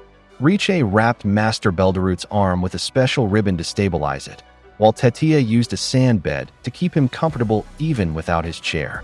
Because of that, Lord Belderut told Rilifin to go. The young witches would take care of him now. Rilifin resisted at first, but Belderut reassured him. If he still wasn't comfortable leaving him to others, he wouldn't force him. But he had noticed something, a fire burning within Rilifin's heart. And he asked him, what better way was there to use that light than to guide his pen through the darkness? Back in the present, Rilifin told Agat that without her and Coco, the seal would have been a lost cause. Their courage was what gave the spell its shape. Then, someone spoke of the words abandon, spectate, and divide, to which Lagra declared that only those who reject such cowardly actions are worthy of being called witches. A witch ruled by fear is no witch at all. All the witches worked together to bring the plan to life. After a few moments, Arujo noticed that the casting seal had finally closed. Because of their swift coordination, the stages aligned perfectly. Agat confirmed that the stages had formed a complete circle. Thanks to their unity and Coco's idea, the counterclock seal was now fully prepared. Seeing this, Arujo said that this was their chance, his and Kifri's moment. They would lure the Leech into the seal using their dragon. The two combined their strengths, water and fire, to draw the creature's attention. And it worked. They successfully guided the Leech straight into the center of the counterclock spell. As their dragon rose within the seal, countless tendrils of the Leech followed after it. The moment it passed through, the counterclock spell activated. The massive Leech began to shrink, slowly unraveling, until it completely disappeared, vanishing along with the dragon created by Kifri and Arujo. Relief and joy spread across Coco's face, as well as Agat's. Below, the people of his rest, still clutching their weapons, looked up toward the sky. The witches watched closely, waiting to see if the battle was truly over, if the plan had really worked. Moments later, the monstrous Leech that had terrorized the entire city dissolved into nothing but smoke. Because of that, they finally realized the curtain Leech was truly gone. The witches began asking themselves if they had really done it. Kifri then called out to Arujo, who noticed that the wound on his hand had completely disappeared. With that confirmation, the witches erupted in celebration. They had done it. They had successfully turned back time for the curtain Leech. Coco could not even react. Meanwhile, the people of his rest were overwhelmed with joy. The witches had defeated the monster. They thanked them endlessly, asking how they could ever repay them. They called it a miracle, and that miracle was magic. Because of it, they were alive. Gratitude filled the air as they applauded the witches, celebrating the ones they called wonderful. Elsewhere, the man who had transformed into the Leech was shown lying on the ground, confused. He wondered what had happened and why he was suddenly in the middle of the forest. Just moments ago, he had been inside a prison cell. Shivering, he looked for his clothes. Then, he noticed something beside him, a Leech. Disgusted, he backed away, asking what that slimy thing was. Was it some kind of strange animal? As it slowly moved toward him, he retreated even further. Fortunately, Lagra arrived and quickly contained the situation. The man, on the verge of tears, thanked him, saying he had saved him. He even asked if he had been freed, offering to sell him some choice merch at a huge discount as a sign of gratitude.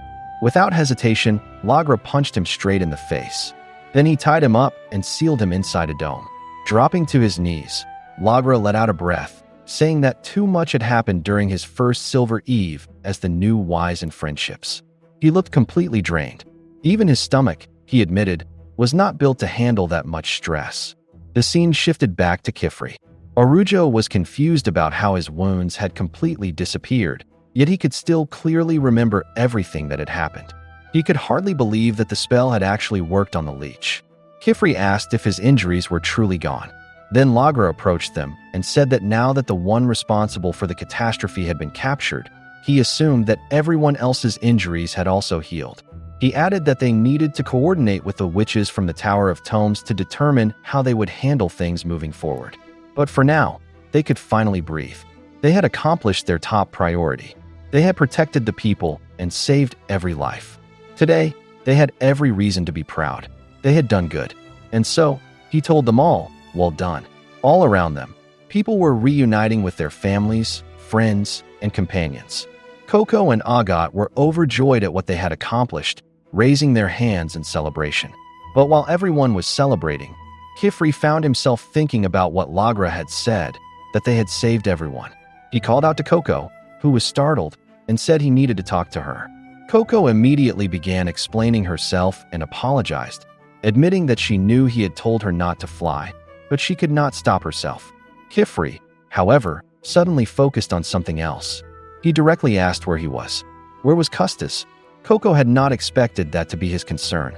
She answered that Custis was at the Western Medical Spire with Dagda. At that moment, Kifri realized that Dagda was the same man who had once come to them asking for help during the incident at the Staircase River. He wondered if that meant Custis was with his family. Coco thought for a moment before saying yes. They might not be related by blood, but they chose to be family, and that was what mattered. They were there for each other. She smiled as she recalled how, when they arrived at the spire, Custis had even fallen asleep in Dagda's arms. And seeing that made her realize something. For Custis, that embrace was probably the most comforting place in the world. But then, something clicked. She remembered that Custis had not returned with Lelucy and Dagda. What had he done? Coco noticed something strange about her master. Kifri was staring at her intensely. Then he insisted that he needed to hurry and find Custis. Coco grew confused and asked why. What was happening? Kifri only said one thing. He needed to find him before it was too late. Coco grabbed onto his cloak and asked if Custis was in danger, urging him to explain what was going on. The scene then showed King Dianrildi entering the spire. A doctor immediately greeted him, saying that it was a miracle. Everyone who had been attacked by the Leech had suddenly been cured. It was incredible, and they had no idea how it happened. But the king corrected them. It was not a miracle. It was magic. Hearing that, the doctors lit up with relief and admiration, realizing that it was the witches who had saved them. Meanwhile, the king quietly left, almost as if in frustration. The scene then returned to Lelucy, Coco, Dagda, and Custis. Outside, someone pointed toward the Western Medical Spire.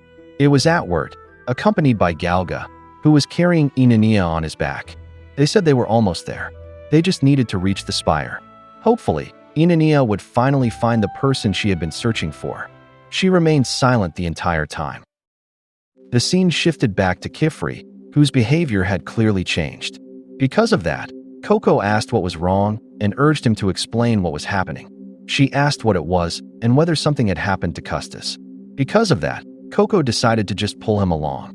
She told her master to come with her, noticing how different his aura felt now. She then called out to Arujo, saying they would be back soon. They just needed to stop by the medical spire for a moment. Arujo could not believe it and asked if she was hurt. But Coco explained that she only needed a bandage for her eye since it had gotten injured earlier, so she thought she would grab one from the spire. She told him not to worry and said she would bring Master Kifri along to make sure she would be safe. Arujo tried to chase after her and stop her, but Coco quickly flew off. Just then, several witches approached Arujo. They asked if he was Arujo of the Torch, saying they were amazed by the spell he had cast earlier. They were curious if the dragon they had seen was something he summoned through a tandem spell. Others even asked for his autograph, saying that the new contraption he created for Silver Eve was incredibly inspiring. Someone else asked if his Snugstone was already available to the public, and soon, he was surrounded by a crowd, especially by excited women. Meanwhile, Agat grew uneasy, sensing that something was wrong. As she watched Coco and Kifri fly away, she quietly hoped that they would be all right. Coco guided her master through the air, and he admitted she was surprised. He had not expected her to be such a good liar. Coco then paused and wondered where she might have learned that from. She thought that maybe it was a case of like master, like pupil. However, Kifri denied being a liar. And as he tried to explain, Coco quickly realized that he was only trying to hide the truth from her. Was that it? She let go of him. While they hovered in the air, Coco told him that before they went to the spire, he needed to tell her everything he knew. Everything. She said she trusted him. She would not have told him about Custis if she did not. So now, it was his turn to speak. If something was happening to Custis, then he needed to say it. She wanted the truth. Kifri had not expected that. Coco insisted that she needed to know. Things could not continue like this. She could not go back to who she was before she began that journey. Deep inside, she wanted to stand tall, think for herself, protect what mattered to her, and help others. So she told Kifri that she had already made her decision long ago. She was ready to learn the secrets and carry their weight. She pleaded with him to tell her everything he knew. Without understanding the truth, she would struggle with her goals, even with her drawing. Hearing that, Kifri fell into thought. He had almost forgotten that she had already experienced firsthand the kind of suffering magic could bring. Coco paused, believing that at that moment, she might be the only witch who understood what was happening to Custis. Back in the town, the people had regained their energy after the defeat of the Leech. Families had reunited, and everyone had begun to return home. Meanwhile, Custis was still asleep on Dagda's lap.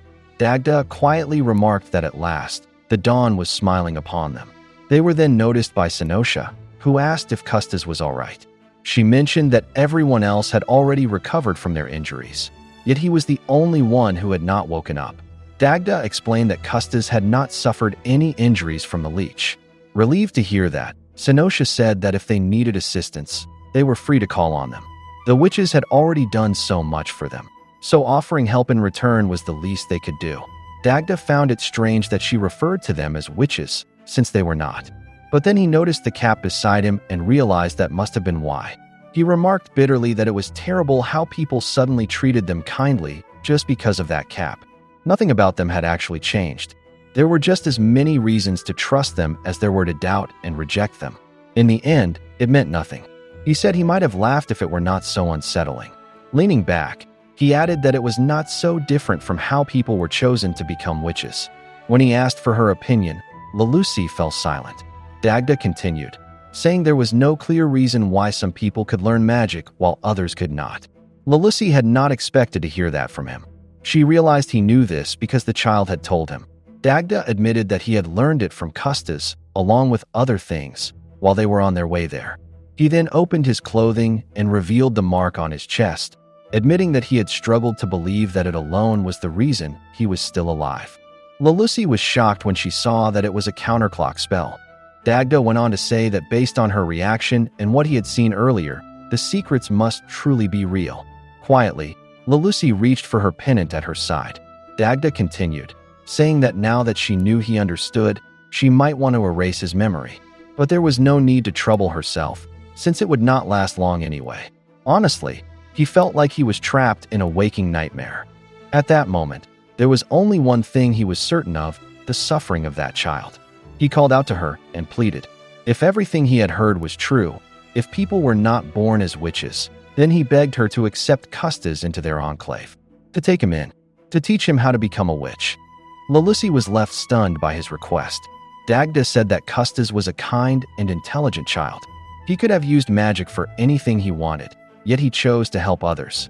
He pleaded with Lalusi to teach him what was right and wrong, promising that he would use his power for good. If he was to be seen as a threat because of what he had done, then he begged that he be given a chance to learn from his mistakes. Lalusi could hardly believe what he was asking, but as Dagda slowly began to close his eyes, he pleaded once more, asking her not to reject him. He said this was his chance to become something great, even if he was not born for it. She could never understand how much of a blessing that was for people like them. He was not asking her to understand, but if magic truly was a fountain of happiness, then he begged her to teach his son how to drink from it. That was all he wanted. At that moment, Custis suddenly called out to him, and Dagda responded. As he lay on his lap, Custis asked if it had all been a dream. Had he really called him his son? Dagda admitted that he had, that he truly was his son. He told him to rest, that there was nothing left to fear. But Custis wondered, if it really was a dream, why did Dagda feel so warm? Why had he called him his son? Perhaps this was what it meant to be happy. Happiness was not found in magic, but in being with someone. And so, he called him father. But in that moment, as Dagda repeatedly called his name, something strange began to happen. Lalusi suddenly shouted, telling him to step away, that it was dangerous. Wood began to grow from Custis's feet. Lalusi warned everyone to run. Dagda, alarmed, asked what was happening to his son. Meanwhile, Kifri explained to Coco what he had noticed about Dagda, the dullness in his eyes, something he had once seen before at the Staircase River, and his unnatural legs, moving like living tendrils, far more than simple support for walking. These were clear signs that the wood forming his legs came from a very specific tree. Coco listened in silence as Kifri asked if she had ever heard of its strange nature. It was a magical tree with a will of its own, one that only took root in places of true peace, and in people as well. When it found a safe host who lowered their guard, it would claim their body and begin to grow, feeding itself on hope. And that was exactly what was happening to Custis. Kifri was right. The moment Custis felt comfort when he was called a son, his magical legs began to grow, and the tree started sprouting from his body. Branches emerged from his hands and feet. Kifri explained that this was the parasitic silverwood, and that was the true nature of the cursed magic that had been slowly consuming him.